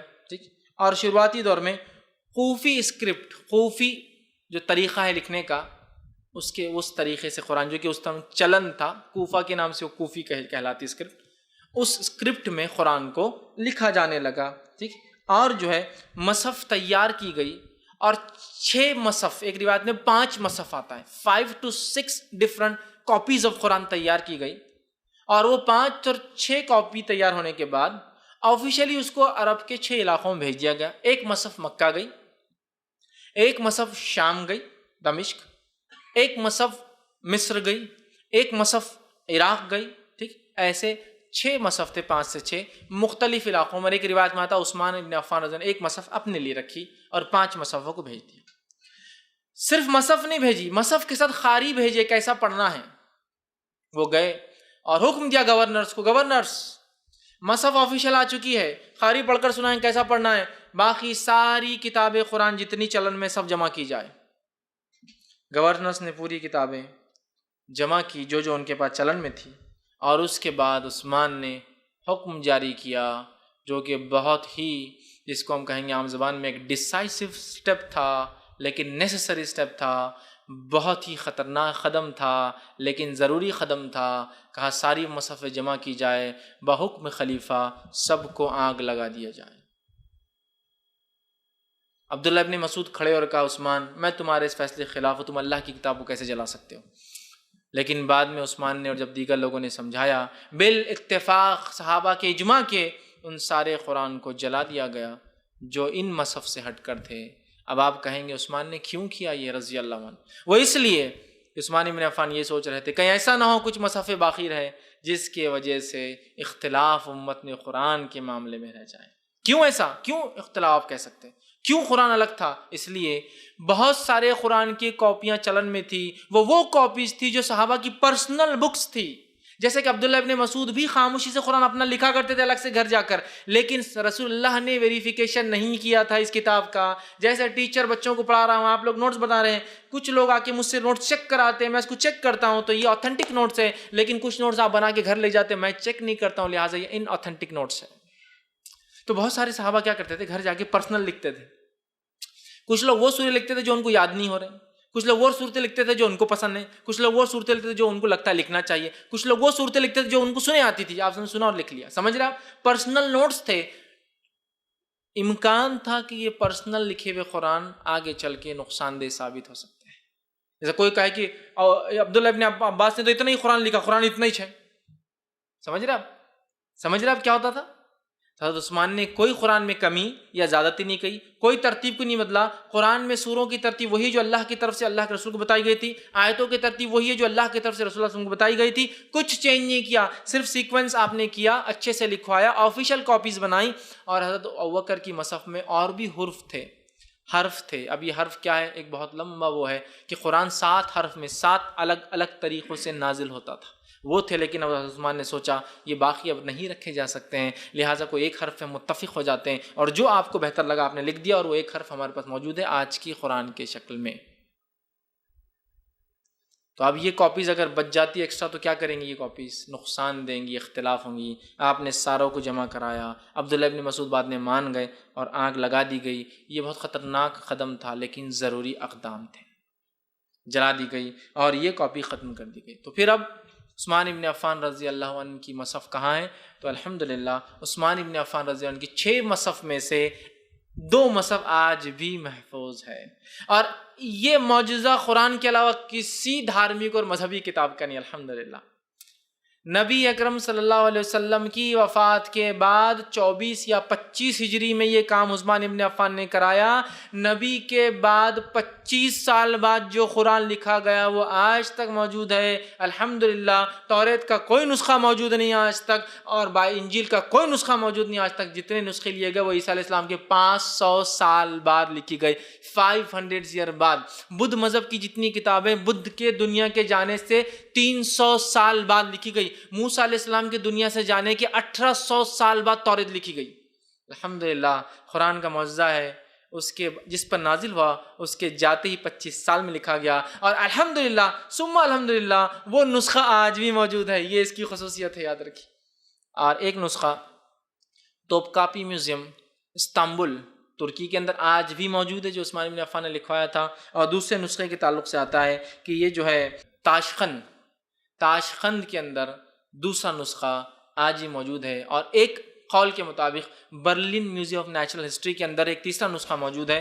بہرحال اس میں اختلاف ہے وہ کیسے ہے اور کیا ہے، اور ایک روایت کے مطابق یہ نسخہ مدینے میں تھا، مدینے سے یہ برٹشز اس کو اٹھا کر لے گئے، سیکنڈ ورلڈ وار کے دوران جرمن فوج کے ہاتھ ان کی ٹکڑی لگی، جرمن سے ان سے چرایا، وہ پہنچا برلن میں، اور برلن میں جانے کے بعد ترکوں نے جب جنگ چالو ہوئی تھی ان سے ریکویسٹ کی، چونکہ ترکی جرمنی کے سائڈ تھا ورلڈ وار کے اندر، جرمن نے ان کو جو ہے تحفتاً وہ قرآن دیا، اور وہاں سے وہ توپکاپی میوزیم استنبول میں آ گیا نسخہ، ایسا گھومتے ہوئے آیا۔ اور ایک تاشقند میں آج ہی موجود ہے۔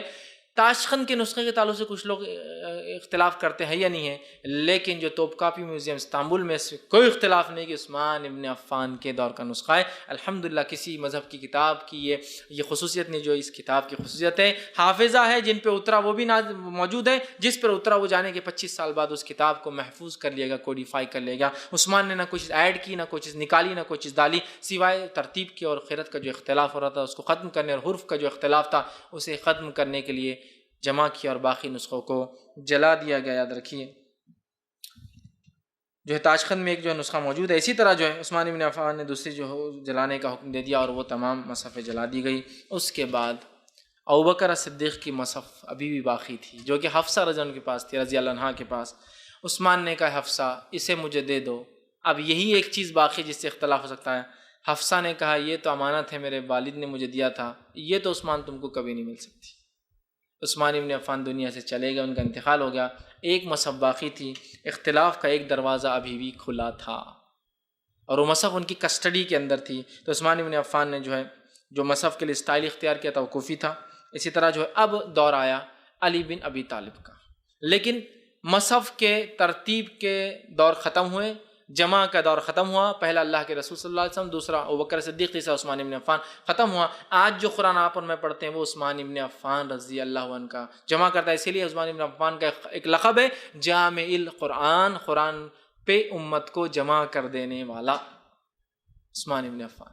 اور اس مصحف کو کیا کہتے ہیں؟ اس قرآن کو مصحف عثمانی، وہ عثمانی خلیفہ کی وجہ سے نہیں، عثمان ابن عفان، کیونکہ انہوں نے اس خیرت پہ اور اس مصحف پہ امت کو لا کر جمع کر دیا۔ ابھی ابوبکر صدیق کی مصحف کا کیا ہوا انشاءاللہ آخر میں وہ بھی آئیں گا، چونکہ وہ تاریخ کے حساب سے اس کو بعد میں ختم کیا گیا۔ اب علی بن ابی طالب کا دور آیا۔ علی بن ابی طالب رضی اللہ عنہ نے کچھ خیرتوں کو لوگوں کی سنا جو گڑبڑ کر رہے تھے، تو ایک مرتبہ ایک تابعی سے کہا جن کا نام ابو الاسود تھا رحمۃ اللہ علیہ، ان سے کہا ابو الاسود کیوں نہ تم کیا کرو، قرآن کو جس کو ہم کہتے ہیں تشکیل اور نکات دے دو۔ تشکیل سے مراد اعراب، زیر اور زبر، ابھی قرآن پہ زیر زبر نہیں لگے تھے، تشکیل دے دو، اور نکات، ابھی قرآن پہ نقطے بھی نہیں تھے، سبحان اللہ۔ ایک خالی لکیر کا معنی بے، نون، سے، تے، کچھ بھی ہو سکتا ہے، اور یہ ایک خالی لکیر کا معنی کتنا ہو سکتا ہے؟ نون، بے، یہ، تے اور سے، 5 چیزیں ہو سکتی ہیں۔ لیکن عرب چونکہ ماہر تھے اپنی زبان میں، ان کو نہ نکات کی ضرورت تھی نہ اعراب کی ضرورت تھی، جس کو کہتے ہیں ڈاٹس اینڈ ڈائیکریٹیکل مارکس، دونوں کی ضرورت، تشکیل کچھ بھی نہیں چاہیے تھے ان کو۔ کیوں؟ جیسا اردو والوں کو تشکیل کی اور نکات کی ضرورت ہوتی ہے کہ نہیں ہوتی، بہت سی بات۔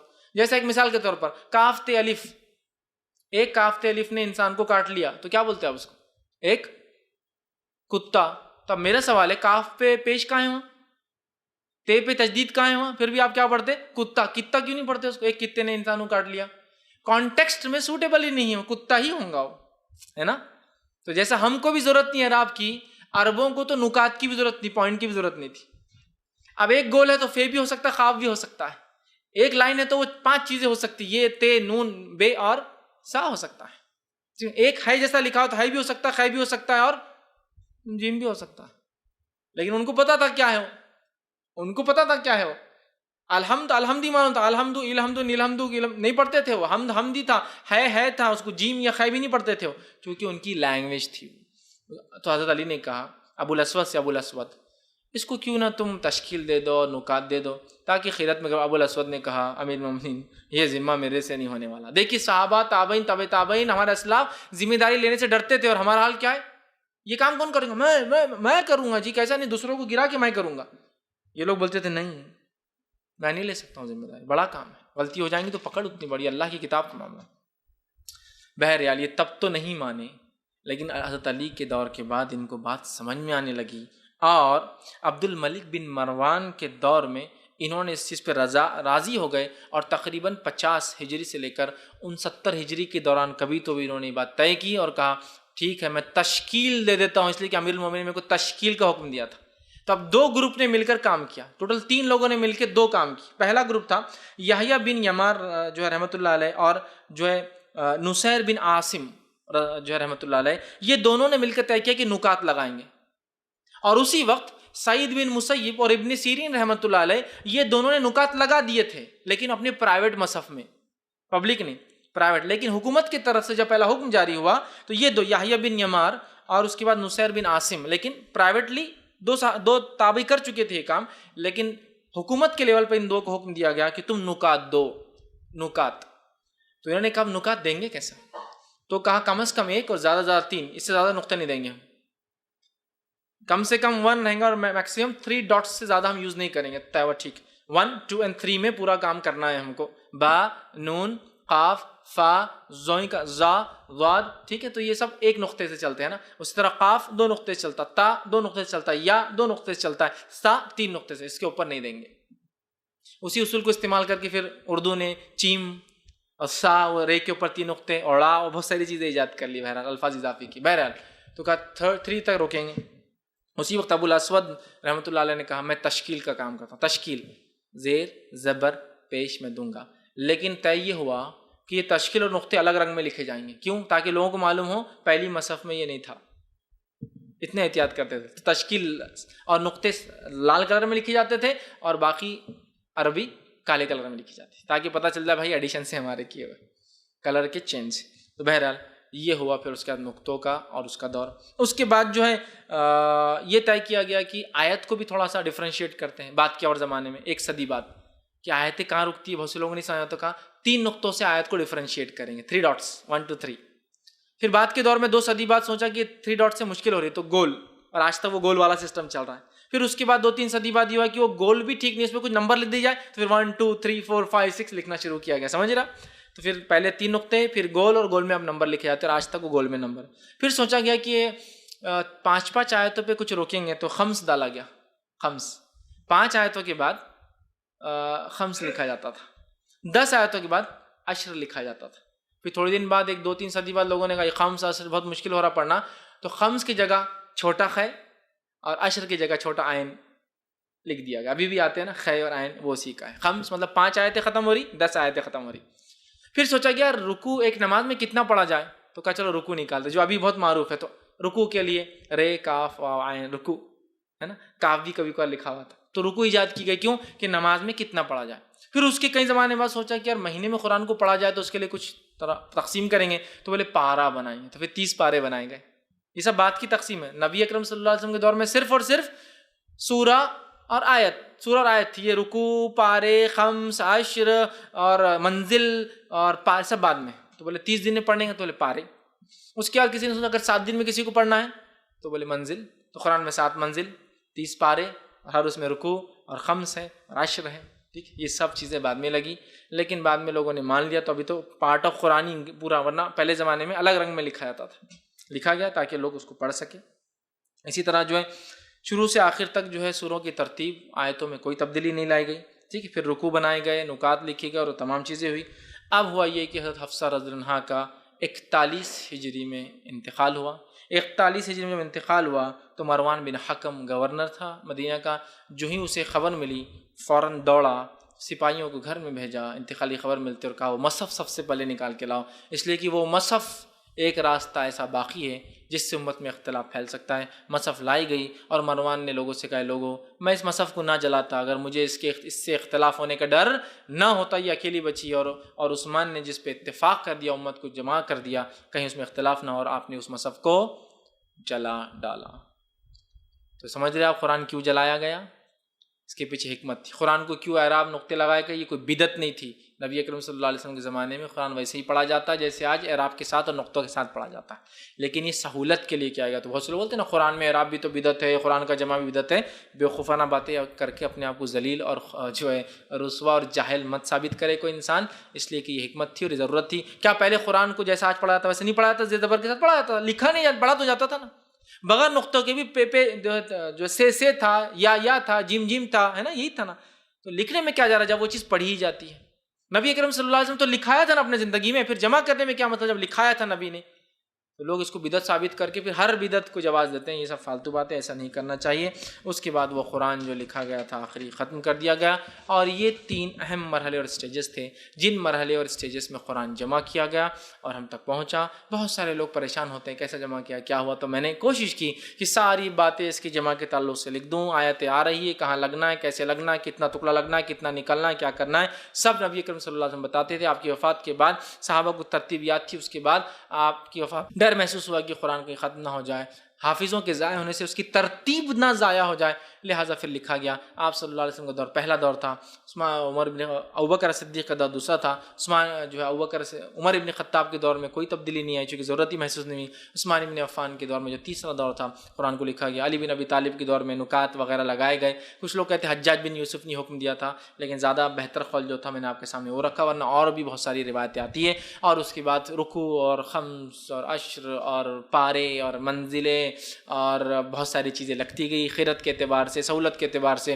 ہندوستانی مصحف میں بہت ساری چیزیں بعد میں ایڈ کی گئی چونکہ ہندوستانی لوگ سمجھ نہیں پاتے ہیں جملہ کہاں ختم کرے، کیسے ختم کرے، اور بھی سہولت کے لیے قاف اور صاد اور صلے اور بہت ساری چیزیں لگائی گئی، را ہے اور زا ہے نا، آپ قرآن کے آخر میں دیکھیے پورے ہندوستانی مذہب میں ہوتی ہے، یہ سہولت کے لیے بہرحال انسانی کیسے ہم پڑھے، چونکہ ہماری زبان عربی نہیں ہے تو ہم بہت ساری بار گڑبڑ کر دیتے ہیں، اس لیے تمام چیزیں لکھی گئی. تو یہ چند باتیں تھی قرآن کے نزول اور ترتیب کے اعتبار سے کہ کیسے نازل ہوا، کیسے لکھا گیا، تو قرآن کا جمع اور ترتیب کیسے بھی، کلیکشن اینڈ کمپائلیشن آف قرآن. بہت سارے لوگ سوال کر رہے تو میں نے مناسب سمجھا کہ بات آپ کے سامنے رکھ دوں. میں اپنی بات کو ہی ختم کرتا ہوں. اللہ رب العزت دعا کہ اللہ سبحانہ تعالیٰ اپنی کتاب کو پڑھنا، سمجھنا اور اس پہ عمل کرنا ہمارے لیے آسان کرے. اللہ سبحانہ تعالیٰ دین کا خوب کام ہم سے لے. جو کتاب اللہ رب العزت نے نازل کی اس کتاب کو ہم پڑھنے والے بنے، اس کو سمجھنے والے بنے، اس پر جو صحابہ نے کوششیں کی اس کو جمع کر کے تاکہ انسانیت تک پہنچے. اس کتاب کو لے کر ہم بھی انسانیت تک، عالم اسلام تک پہنچیں. جب تک ہمیں زندہ رکھے اللہ تعالیٰ، ایمان اور اسلام پہ زندہ رکھے، خاتمہ ہمارا ایمان پر ہو. وآخر دعوانا ان الحمد للہ رب العالمین. سبحان ربک رب العزت عما یصفون وسلام علی المرسلین والحمد للہ رب العالمین. بسم اللہ الرحمن الرحیم. الحمد للہ رب العالمین والصلاة والسلام علی خاتم النبیین والمرسلین. رب اشرح لی صدری ویسر لی امری واحلل عقدۃ من لسانی یفقہوا قولی. السلام علیکم. فیض بھائی، ہمارے واٹس ایپ پہ بھی ایک امیج آیا تھا جس میں غیر مسلم حضرات اس میں دکھ رہے تھے، کچھ پارٹی کے، ان کو کچھ ان کو جیسے پارٹی کے کچھ دکھ رہے تھے. وہ لوگ قرآن کو جلانے کی شکل میں دکھ رہی تھی. اس میں تو کیا تھا وہ ویڈیو؟ قرآن کو جلایا جا رہا تھا، جیسے قرآن دکھ رہا تھا اور اس کے کچھ پیجز تھے جو جلائے دکھ رہے تھے اس میں. تو اس کو میں نے، ہمارا ایک دوست ہے جو مطلب دیندار ہے، اسی کو میں نے فارورڈ کیا، باقی کو فارورڈ نہیں کیا. اور اس کی طرف سے میرے کو جواب یہ آیا کہ اس کو فارورڈ مت کرو، اس کو اسی رہنے دو کر کے. ایسا ہے تو ایسے اس کا آیا تو کہ مطلب کیا کرنا چاہیے جیسا اس کے بھائی نے ایک سوال کیا کہ واٹس ایپ پہ ان کو کچھ امیج یا ویڈیو آیا تھا جس میں کچھ غیر مسلم قرآن کو جلا رہے ہیں یا اس کو پھاڑ رہے ہیں اس طرح کے، تو اس چیز کو کیا کرنا؟ دیکھیے اس میں سب سے پہلی چیز تو یہ ہے کہ ایسا کچھ بھی قرآن کے تعلق سے پھاڑتے ہوئے، جلاتے ہوئے، اس کے ساتھ کوئی غلط عمل کرتے فوٹو آئے تو سب سے پہلے اس کو کبھی فارورڈ مت کیجیے. اس لیے بھی فارورڈ رہے دیکھو کتنا برا ہو رہا ہے، اس لیے مت، اور ارے دیکھو کتنا کیا ہو رہا، کوئی ضرورت نہیں. آپ اس نیوز کو ختم کر دیں، اس لیے کہ آپ اس کے لیے کچھ بھی نہیں کر سکتے ہو. یورپ اور امریکہ میں کوئی ایک آدمی شرارت پسند شیطان قسم کا آدمی اپنے بند گھر کے اندر یہ حرکت کرتا ہے خاموشی میں، اب اس کو ہم کیا سزا دے سکتے؟ نہیں دے سکتے. لہٰذا اس کو فارورڈ کر کے اور فتنہ مچتا ہے اور برائیاں پھیلتی ہے. اس چیز کو ہم اس چیز کا بہت خیال رکھیں. اسی طرح بہت سارے لوگ پتہ نہیں بس وہ کچھ بھی بس دکھ جائے، بس امیوزمنٹ رہتا ہے، بس اس کو پھیلاتے ہیں. ایک حال میں ایک تصویر آئی تھی کہ ایک ڈرینیج ہے، اس کے اندر سے قرآن نکالے جا رہے اور ایسے قرآن، اتنے ڈھیر قرآن کے، چھوٹے چھوٹے قرآن، بڑے بڑے قرآن رکھی. اب اگر جب تک اس کے پیچھے کا وجہ نہ پتہ ہو کہ کیوں یہ کیا گیا تو بہت بڑا رسک ہوتا ہے یہ پھیلانا. ٹھیک بولے دیکھو قرآن کی بے حرمتی کی جا رہی ہے، نجدی حکومت، یہ وہابڑے اور یہ سعودی حکومت قرآن کے ساتھ یہ سلوک کرتی. ان کے فلش میں گٹر میں نکلا، بعد میں پتہ چلا جدہ میں آئے ہوئے جو باڑھ آئی تھی نا ایک بار، اس باڑھ کے اندر کیا ہوا، مساجد کے اندر سے قرآن بہہ کے چلے گئے. جو بہہ کر گئے تو وہ پانی جہاں سے نکلتا ہے اس کے واٹر سسٹم میں اٹک گئے. اس کے بعد پھر صفائی کرنے والے نکالے تو وہ ایکچولی نالیاں نہیں تھی، صرف پانی، سیویج بولتے ہیں نا، پانی نکلنے کی جگہ، اس میں اٹک گئے جا کے. تو نیچرل ہے. تو بہتر یہ ہوگا ایسی امیجز کو جو قرآن کے تعلق سے اس کے جلانے کی، بے حرمتی کی، ہم کو سمجھتا نہیں کیوں یہ کیا ہوا، بیٹر پارٹ یہ ہے ہم اس کو آگے نہ پھیلائے اور اس معاملے کو، اس مسئلے کو وہیں ختم کر دیں. اس لیے کہ ہم کچھ بھی تبدیل لانے کی طاقت یا چینج کرنے کی نہیں رکھتے، بلکہ پتہ بھی نہیں کس نے کیا.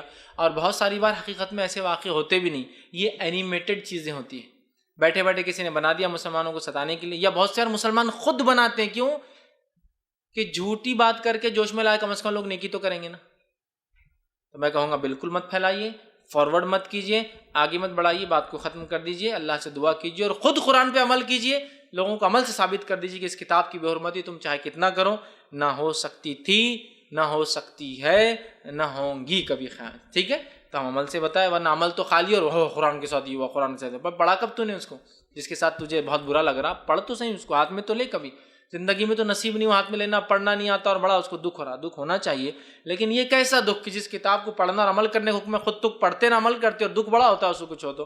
لہٰذا عمل کرے تو انشاءاللہ یہ ان کے منہ پہ زوردار تھپڑ ہوگا کہ دیکھو تم چاہے کچھ بھی کرو، یہ کتاب نہ ختم ہو سکتی تھی، نہ تم اس کو کبھی ذلیل کر سکتے ہو. اس کو اللہ کی طرف سے ملی عزت ہے، یہ اللہ کا کلام ہے. تمہاری بے عزت کرنے کی کوششوں سے سوائے رفع اس کے اونچا ہونے سے اور کچھ حاصل نہیں ہو سکتا ہے. اور ذلیل اور خوار، اور الحمدللہ ایسے کئی لوگ ہیں جس نے قرآن کی خلاف بات کی، نبی اکرم صلی اللہ علیہ وسلم کی خلاف بات کی، مساجد کی خلاف بات کی، آج مسلمان ہو گئے. اللہ تعالیٰ جو ہے خیر سے شر اور شر سے خیر نکالنے کی جو ہے طاقت رکھتا ہے. تو بہرحال ہمارا کام ہے لیکن ایسے فوٹوز کو اس کو بالکل آگے فارورڈ نہ کریں. السلام علیکم شیخ، ہمارا سوال یہ ہے کہ قرآن جب نماز میں پڑھتے تو بعض لوگوں کا کہنا ہے کہ تجوید کے بغیر نماز ہی نہیں ہوتی، اور بعض لوگوں کا کہنا ہے کہ اللہ دل کو دیکھتا، تجوید ہونا کو ضروری نہیں، تو یہ کہاں تک صحیح ہے؟ بھائی نے ایک سوال کیا کہ کچھ لوگ یہ کہتے ہیں کہ تجوید کے بغیر نماز نہیں ہوتی، قرآن مت پڑھا کرو، اور کچھ لوگ کہتے ہیں کہ نہیں اللہ دل کو دیکھتا ہے، اس کے حالات اور نیت کو. تو دیکھیے اس میں دونوں باتیں صحیح ہیں. پہلا، جو آدمی تجوید سیکھ سکتا ہے، قرآن کو صحیح معنی مفہوم سے پڑھ سکتا ہے، تو وہ ضرور سیکھے اس میں اگر صلاحیت ہو تو. لیکن کچھ جگہ ہماری سماجی زبان کی ایسی اڑتڑے اور مشکلیں ہوتی ہیں کہ آدمی کبھی کچھ چیزیں پڑھ ہی نہیں پاتا بیچارہ، ہے نا. زے رہیں گا تو جھائی پڑھیں گا وہ، چونکہ اس کی تعلیم، اس کی تربیت، وہ زبان مشکل ہوتا ہے. تو میں اس لیے کہہ رہا ہوں جس میں صلاحیت ہو وہ ضرور سیکھے. کچھ نہ ہو سکے تو کم از کم مخارج ضرور سیکھے کہ خے اور قاف کہاں سے نکلتے ہیں، سمجھ. ورنہ خے بھی ویسی خمر اور قمر، مطلب دونوں کو انسان جو ہے خمر خمر بولیں گا تو پھر مشکل ہو جائیں گے. ایک قمر ہے جو چاند ہے، دوسرا خمر ہے جو شراب ہے. ایک خے سے ہے اور دوسرا قاف سے ہے. تو یہ فرق ہونا چاہیے تاکہ پتہ چلے ہاں ہمارے اس کے اندر یہ فرق ہو رہا ہے. تو یہ ضروری بھی ہے ادر کی، ٹھیک ہے. جیسا ایک قلیل ہے اور ایک خلیل ہے. قلیل کا معنی تھوڑا، خلیل کا معنی دوست، ٹھیک ہے. فرق ہوتا ہے، یاد رکھیے، ٹھیک ہے. تو یہ چیز ہم کو سمجھنے کی ضرورت ہے، یاد رکھیے کہ جو صلاحیت رکھتا ہے وہ سیکھے. اور کم از کم مخارج، اور 17 ہی مخرج ہے. لفظ 28 ہے، مخرج 17. یہ بہت آسانی سے انسان سیکھ سکتا ہے. گلے کے نیچے، گلے کے بیچ سے، گلے سے، بہت آسان ہے. یہ تو آپ کر سکتے، سب کریں. اب لیکن کوئی اگر نہ کر پائے تو کیا اس کا نماز پڑھنا غلط ہے، قرآن پڑھنا غلط ہے؟ بالکل نہیں. اس لیے کہ اگر کسی میں صلاحیت نہ ہو، کوشش کیا ہو، اس کی زبان، اس کی عمر، اس کے حالات، اس کی زندگی ساتھ نہیں دیتے، تو اللہ تعالیٰ انشاءاللہ اس کی نیت کو دیکھیں گا، نیت کو دیکھیں گا اور اس کو عزت دیں گا. سمجھ رہا بات کو؟ ورنہ بہت سارے لوگ ہوتے ہیں، کسی کو بلاتے بولتے ادھر آؤ قرآن پڑھ کے سنا. وہ قرآن پڑھ کے سنا تو ہٹ ہٹ بھاگ یہاں سے، اللہ کو گالیاں دے رہا، رسول کو گالیاں دے رہا، قرآن کو یہ کر رہا. اور بیچارہ بولتا میں نے کہاں گالی دیا؟ ہاں تم صلی اللہ بولا، صلی اللہ بولا، صلی اللہ بولے تو اس کا مطلب ہوتا ہے سواد اور سین کے فرق سے ایک ہوتا ہے صلات اور ایک ہوتا ہے سین سے پڑھے تو تلوار یا ہتھیار. جیسا اصلاح، اصلاح معاشرہ ہے نا، الف سواد لام الف ہے اصلاح. اور اگر کوئی لکھے الف سین لام الف ہے اصلاح معاشرہ، مطلب تلوار، معاشرے کی تلوار. اور ایک ہے اصلاح، معاشرے کا سدھار. یہی فرق ہے نا. صلات سواد سے اور سین سے اگر پڑھ دے تو تم گالی دے رہے، رسول کے اوپر تلوار بھیج رہے اور فلاں کر رہے، تو ویسا نہیں ہوتا ہے. اس کی نیت تو اپنے نبی پر صلات اور سلام بھیجنے کی، نہ کہ تلوار بھیجنے کی. لیکن جس میں صلاحیت ہو، حالات ہو، سیکھ سکتا ہو تو میں بالکل کہوں گا سیکھے. لیکن حالات، معاشرہ، زمین، زمانہ، عمر، علاقہ ہوتا ہے کبھی، تو اللہ تعالیٰ وہاں انشاءاللہ جس پہ نیت دیکھیں گا. لیکن یہ تو بالکل مت بولیے کہ جو صحیح نہیں پڑھتا انہیں قرآن پڑھنا ہی نہیں چاہیے. ایسا کر کے تو تھوڑا بہت جو جڑا ہے اس سے بھی توڑ دے رہے ہیں، شیطان کو پورے شکنجے میں دے رہے ہیں. حالانکہ اللہ نیت دیکھیں گا. ہوتا ہے نا کبھی. بہت سے لوگ بہرحال جو پڑھنے کی کوشش کرتے ہیں لیکن نہیں کر پاتے، ان کو روک دیتے ہیں. مکمل طور سے روکنا نہیں چاہیے. اللہ تعالیٰ انشاءاللہ عزیز اس معاملے میں ان کی نیتوں کو دیکھیں گا. لیکن جو کر سکتے ہیں وہ ضرور کوشش کر کے قرآن کو صحیح انداز پڑھنے کا ضرور سیکھیں. جی السلام علیکم، میرا نام پرویز خان ہے. فیض بھی ایک سوال یہ تھا کہ جیسے کہ 18ویں صدی 19ویں صدی میں جو ایک فرقہ تھا قادیانی، تو انہوں نے جب اس کو فارم کیا تو اس دور کی حکومت کے دباؤ میں اگر انہوں نے قرآن میں کچھ تبدیلیاں کی، پورے قرآن کو تبدیل نہیں کیا، کچھ مخصوص الفاظ انہوں نے تبدیل کر دیے جو حکومت کے خلاف جاتے تھے. اگر ویسا اس دور میں اگر ہو تو اس پہ کنٹرول کرنے کے لیے کیا ہو سکتا ہے؟ دیکھیے بھائی نے سوال کیا کہ قادیانیوں نے اور دیگر اور بھی فرقے جنہوں نے اپنے مفاد کے لیے حکومت کے خلاف باتیں نہ جائے بول کر قرآن میں کچھ چیزوں میں تبدیلی کی، اضافے کر دیے، کمی کی، پورے میں تو نہیں کیا بہرحال.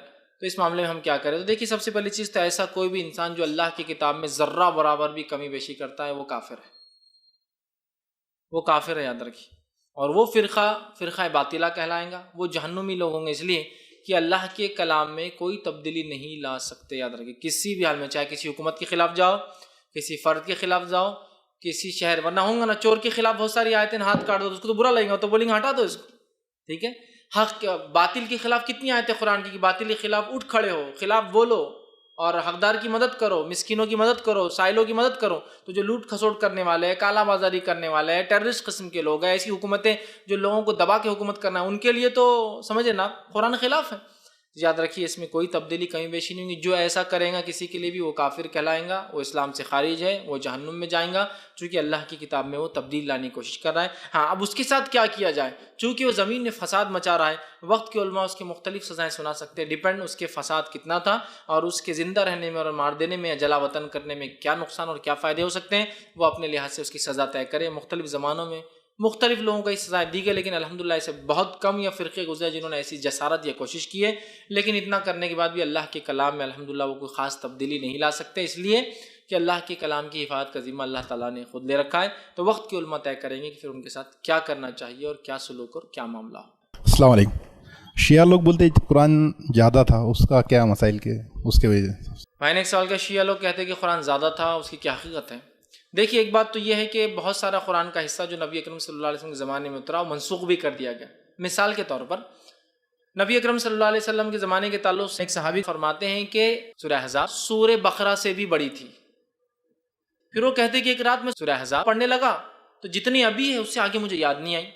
میں نکلا اور کہا اللہ کے رسول، میں سورہ احزاب پڑھ رہا تھا گھر پر، لیکن جتنی اس سے آگے مجھے نہیں یاد آئی۔ آپ نے فرمایا میں بھی سورہ احزاب پڑھ رہا تھا اور اس سے آگے کی مجھ سے بھی بھلا دی گئی، تو اس میں 286 سے بھی زیادہ آیتیں تھی، سمجھ رہا؟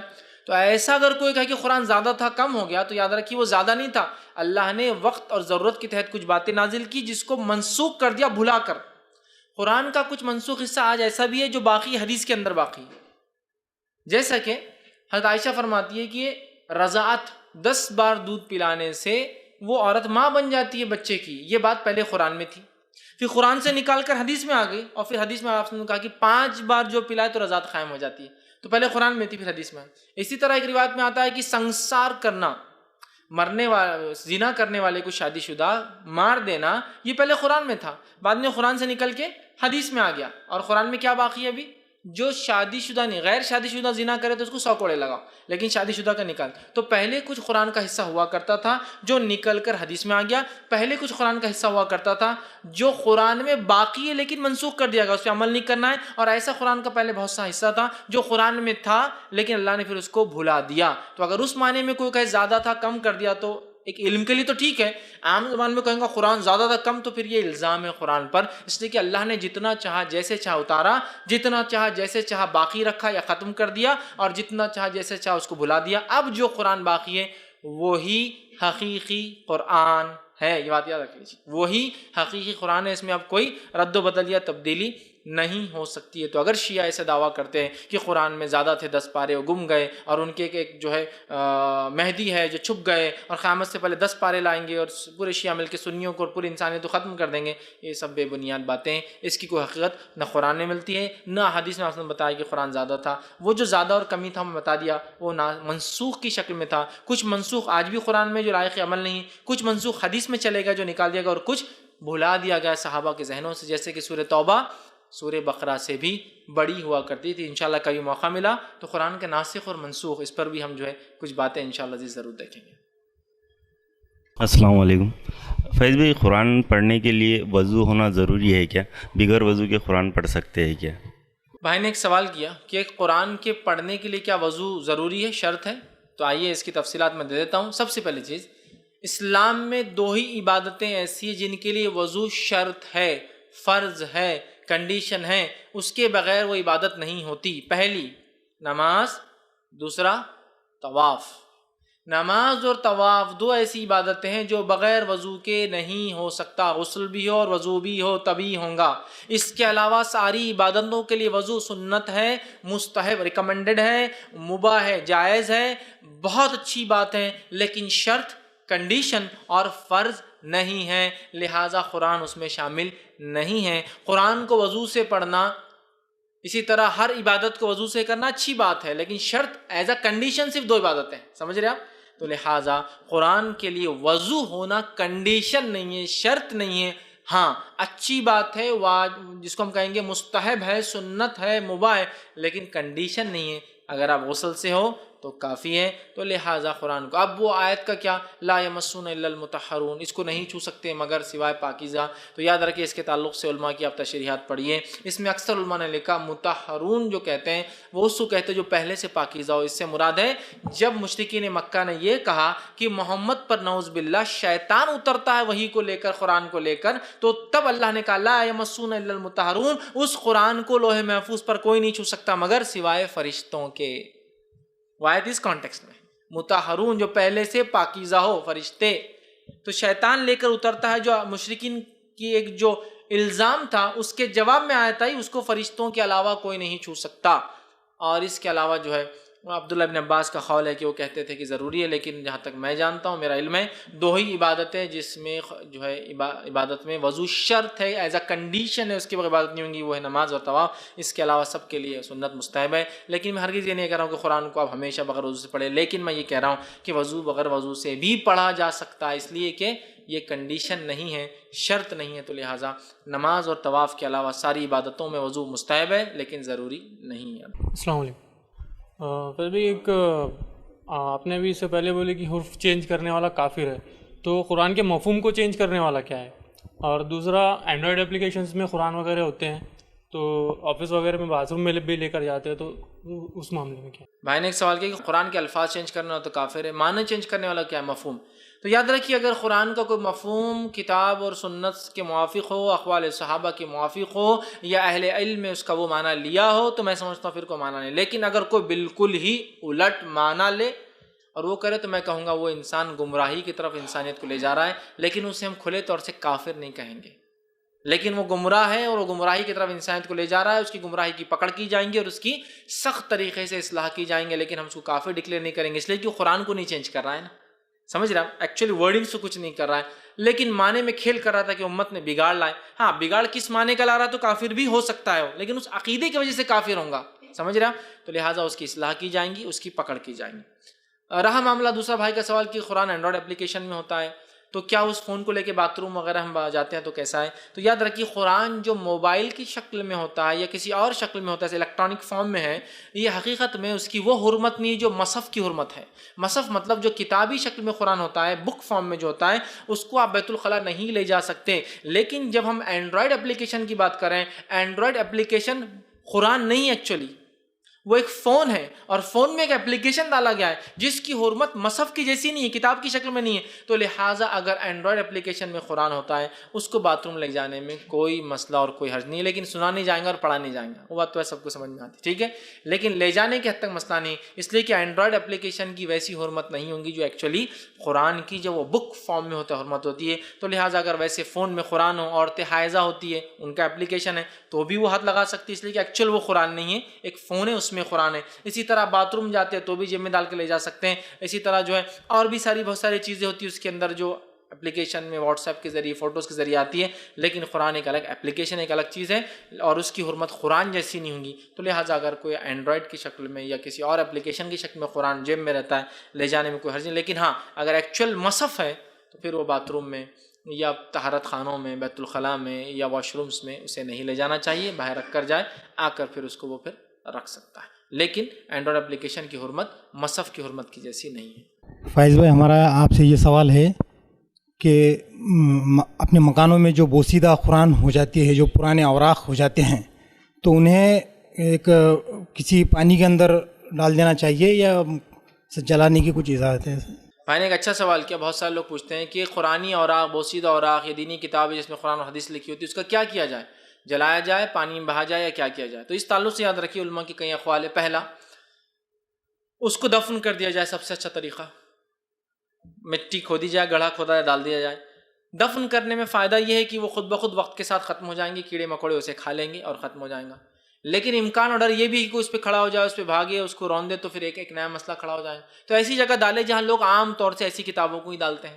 ایک تو یہ طریقہ ہو سکتا. دوسرا یہ کہ سوکھے کنویں یا سوکھے ایسے علاقے یا غار یا کنویں جہاں یہ کتابیں رکھی جاتی ہوں، وہاں آپ ڈال دے لے جا کر، ٹھیک ہے. لیکن ایسا کنواں نہ ہو جس میں پانی ہو، ایسی چیز نہ ہو نہر جس میں پانی پیا جاتا ہو یا کاشتکاری کھیتی کے لیے استعمال ہوتا. لیکن ڈیڈ کیوز یا سوکھے کنویں اب جو کام نہیں آتے آپ ان میں ڈال دیں. تیسرا یہ بھی ہو سکتا ہے کہ پانی میں بہا دے، ایسا بھائی کہہ رہے ہیں، پہلے زمانے لوگ بہاتے تھے، یا پھر پانی میں بھگا دے، بھیگنے کے بعد سیاہی الگ ہو جاتی ہے، پیج الگ ہو جاتا ہے، گلتی بن جاتی ہے، تو اس گلتی کو پھر وہ دفن کر دے، کہیں ڈال دیں. اگر آپ کو لگتا ہے یہ ساری چیزیں ممکن نہیں، پانی بھی نہیں مل رہا، گفا بھی نہیں مل رہی، کنواں بھی نہیں مل رہا، دفنا بھی نہیں سکتے، آخر کیا کروں، حد کیا کروں، یہ اڑ جائیں گا یا نقصان ہوگا، تو پھر آخری حد میں کہوں گا، دل گوارا نہیں، آخری حد کچھ لوگ کرتے تھے کہ اس کا کوئی اگر چارہ نہ ہو تو وہ جلاتے تھے اور اس کی جو راکھ ہوتی تھی اس کو لے کر انجن پہ وغیرہ مل دیتے، تاکہ چونکہ کبھی کبھی جلنے کے بعد بھی صفحات پہ لکھا ہوا دکھتا ہے تو وہ اس کو یا تو پانی میں بہا دیتے تھے. لیکن میں اپنی طرف سے یہ کہوں گا، جلانے کا میں قائل نہیں ہوں. میں ہمیشہ کہتا ہوں جلاؤ مت، اس لیے کہ اس سے کہیں نہ کہیں حرمت کو دھکا پہنچتا ہے اور دیکھنے والے کو بھی جذبہ آ جاتا ہے، اور کبھی کبھار بچے وغیرہ دیکھ لے تو غلط معنی لے سکتے ہیں. لہذا جلائیے مت. دفنانا सूखे कुएं या गारों के अंदर ले जाके रखना, या पानी में डाल दो, पानी में डालने के बाद स्याही निकल के धो दो, गुलत्ती बन जाती है, गुलत्ती को ले जाके दफना दो। सबसे अच्छा, ना प्रिंट बचता है ना कुछ बचता है, गुलत्ती पूरी किताब धुल जाती है। वैसा करना प्रेफरेबली ज़्यादा अच्छा है, तो आप ये कर सकते हैं। या फिर मैं तो कहूँगा ऐसी तंजीम होना चाहिए, जैसे कि गल्फ़ में होता है, हुकूमत की तरफ से एक डब्बा रखा हुआ था हर मस्जिद में, लोग जाते डब्बे में डाल देते। माशाल्लाह औरंगाबाद में भी एक तहरीक शुरू हुई थी, लोगों ने जमा करना शुरू किया, पता नहीं बाद में क्यों बंद कर दिया। और वरना वो क्या करते थे, कुरान लेते थे, जमा करते थे, फिर उसको गर्म पानी में घुलाते थे, जिससे इंक अलग हो जाती थी, पेज अलग, और फिर वो गुलत्ती को ले जाके दफना देते थे। ठीक है, तो बहरहाल ये ज़्यादा बेहतर तरीका जलाने के मुकाबले। तो मैं ये कहूँगा प्रेफरेबली घुलाइए, दफनाइए या कहीं ले जाके रख दीजिए, ज़्यादा बेहतर तरीका बनिस्बत जलाने के। लेकिन अल्टीमेटली अगर कोई रिस्क है, कुरान की काफिरों के हाथ में लगने का डर है, फटे हुए मसहफ़ का उड़ कर इधर उधर जाने का डर है, किसी शरारत पसंद आदमी का आप कहीं डाल देंगे, वो बेच देंगे ले आकर, और फिर वो पटाखों की शक्ल में आ जाएगा, कुछ भी उनका डर है, तो जलाना भी एक सलूशन हो सकता है। लेकिन मैं कहूँगा इसको इस्तेमाल ना करते, दूसरे तरीक़ों को इस्तेमाल किया जाए, वो ज़्यादा बेहतर है। अस्सलाम वालेकुम। मौजू से अलग है, अपने जो दीनी इज्तिमा होते थे उसके ऊपर मुकर्रिर का फ़ोटो लगाना कैसा रहे? भाई ने सवाल किया, जो दीनी इज्तिमात होते हैं उससे मुकर्रिर का फ़ोटो लगाना कैसा है। बहरहाल मेरी अगर ज़ाती राय आप ले तो मैं ये कहूँगा कि वो ना लगाई जाए, और मैं ज़ाती तौर से पसंद भी नहीं करता हूँ, और ना ही अपनी फ़ोटो लोगों को देता हूँ, ना ही उनको हमेशा कहता हूँ मत डालें। लेकिन कुछ जगह बहरहाल डाल देते हैं, वो जवाज़ निकालते हैं कि फ़ोटो इमेज कैप्चरिंग, तस्वीर बनाना जो था अरबी में उसका अलग माना है। बहरहाल इस उलमा का अभी भी इख्तिलाफ़ है, और हम दोनों ही उलमा की इज़्ज़त करते हैं, दोनों सलफ़ से, और उम्मीद करते हैं कि आगे आने वाले सालों में कोई एक ऐसा हतमी फ़ैसला आ जाए कि हाँ या ना। जब तक चूँकि नहीं आता मैं हराम भी नहीं कहूँगा और सही भी नहीं कहूँगा, लेकिन मेरी ज़ाती तौर से मैं एहतियात करता हूँ और कभी मैं फ़ोटो पसंद नहीं करता हूँ, और यही मशवरा मैं सबको देता हूँ, और ये ज़्यादा बेहतर है, इखलास से करीब भी है, और इख्तिलाफ़ के मसले में बचे रहना, अपने आप को ना डालने के करीब भी है।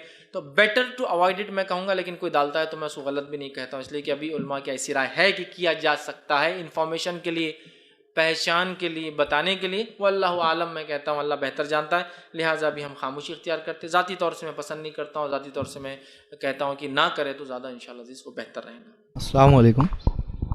सूद लेना हराम है, लेकिन देना और उसके ताल्लुक़ से जो भी यानी उसके काम में जो ऐसे ऑर्गेनाइजेशन में काम करना, या फिर हाउस बिल्डिंग जो लोन होता है गवर्नमेंट सर्वेंट के लिए, तो उसके लिए कैसा है वो?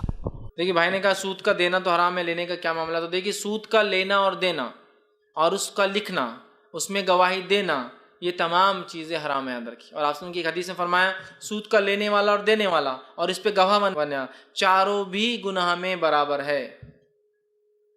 तो भाई का सवाल था क्या देना कैसा है। बहुत से लोग बोलते हैं हम ले रहे नहीं भाई, दे रहे लेकिन। तो सूद का लेना और देना और उस पर गवाह बनना, ये चूँकि गवाह दो होते हैं ना, तो लेने वाला और देने वाला और दो गवाह, ये चारों भी आपने फरमाते बराबर है गुनाह के अंदर, एक जैसा गुनाह है। तो लिहाजा अपना हाउसिंग फाइनेंस के लिए लोन लीजिए, ना व्हीकल के लिए लोन लीजिए, हैंड लोन लीजिए, विदाउट अगर सूदी विदाउट इंटरेस्ट लोन होते वो लीजिए, लेकिन अगर सूदी लोन है तो लेना देना, लिखना, गवाह बनना, हिसाब करना, काम करना, जहाँ 100% सूदी कारोबार होता है जैसा बैंक से, और ये यहाँ इजाज़त नहीं है, ये हराम है। आप बोलेंगे भाई मैं ले रहा कहाँ दे रहा हूँ, तो देना भी दुरुस्त नहीं। तो लिहाजा आप ऐसे लोन्स ना लें जो सूदी होते हैं, सूदी कारोबार पे होते हैं, ऐसी जगह जॉब ना करें जहाँ सूद पर होता है। तफसीलात के लिए मेरा क्या बैंक में जॉब करना दुरुस्त है, इसी तरह क्या घर के लिए लोन लेना दुरुस्त है, मेरे तफसीली जवाब नेट पर मौजूद है, आप उसको देखकर इंशाअल्लाह अजीज फ़ायदा उठा सकते हैं। अच्छा भाई ने सवाल में इजाफा किया क्या हम सूद किसी को दे तो क्या हमारी कमाई हराम हो जाती है। देखिए कमाई अगर हलाल जरिए से हो रही है तो वो एक अलग मसला है, सूद चूके ले रखा उसका अलग गुनाह है। समझ। मिसाल के तौर पर एक आदमी ने 100 रुपये लिए किसी से, 100 रुपये पे हलाल तिजारत कर रहा है, ठीक है, और वो पैसे से कुछ खर्चा भी कर रहा है और सूद भी दे रहा है उस 100 रुपये का, तो मैं कहूँगा बिजनेस तो हलाल है लेकिन जो पैसा ले रखा है वो हराम है। समझ रहे आप, मतलब पैसा, और जो सूद दे रहा है वो एक हराम काम कर रहा है। लेकिन क्या ऐसे आदमी से मेरे ताल्लुकात कैसे, तो मेरे ताल्लुकात हो सकते चूँकि वो सूद पर पैसा, वो सूद के पैसों से काम नहीं करता है, वो अपने हलाल कमाई में से सूद देता है निकाल के। समझ रहे आप बात को। जैसा कि कोई भी आदमी 100% तो सूद पे कुछ भी नहीं करता, हम भी जानते हैं बैंक 50% 40% की बात ही देती है लोन, ठीक है, तो हलाल तो पार्ट है ही उसका, तो लिहाजा हमारा ट्रांजैक्शन उससे दुरुस्त है। वो जो सूद देता है वो हराम काम कर रहा है, लिहाजा उसको वो सूद देना छोड़ना चाहिए, अपने बिजनेस को जितना हलाल है उसी पर करना चाहिए। लेकिन क्या उसकी इनकम हराम हो गई, तो मैं कहूँगा इनकम तो हराम नहीं है, लेकिन जो सूद दे रहा है वो सूद लेगा, उतना हिस्सा तो गलत है, उसको चाहिए अल्लाह से उस मामले में तौबा करे और उतना बिजनेस का तो बंद करे या तो जल्दी निपटाए सूद को, तौबा करे तो बाकी उसका पैसा फिर हलाल है और वो अपने कारोबार को कंटिन्यू उसी में कर सकता है। इसी पर अपनी बात को ख़त्म करेंगे। آخر دعوانا الحمد للہ رب العالمین. سبحان ربک رب العزت عما یصفون وسلام علی المرسلین والحمد للہ رب العالمین. انشاءاللہ عزیز کسی کو کوئی اگر سوال ہو تو آج انشاءاللہ عزیز آپ نہ کریں, بعد میں ہم کریں گے, چونکہ میرا ایک پروگرام ہے تو اس کے لیے مجھے ابھی نکلنا.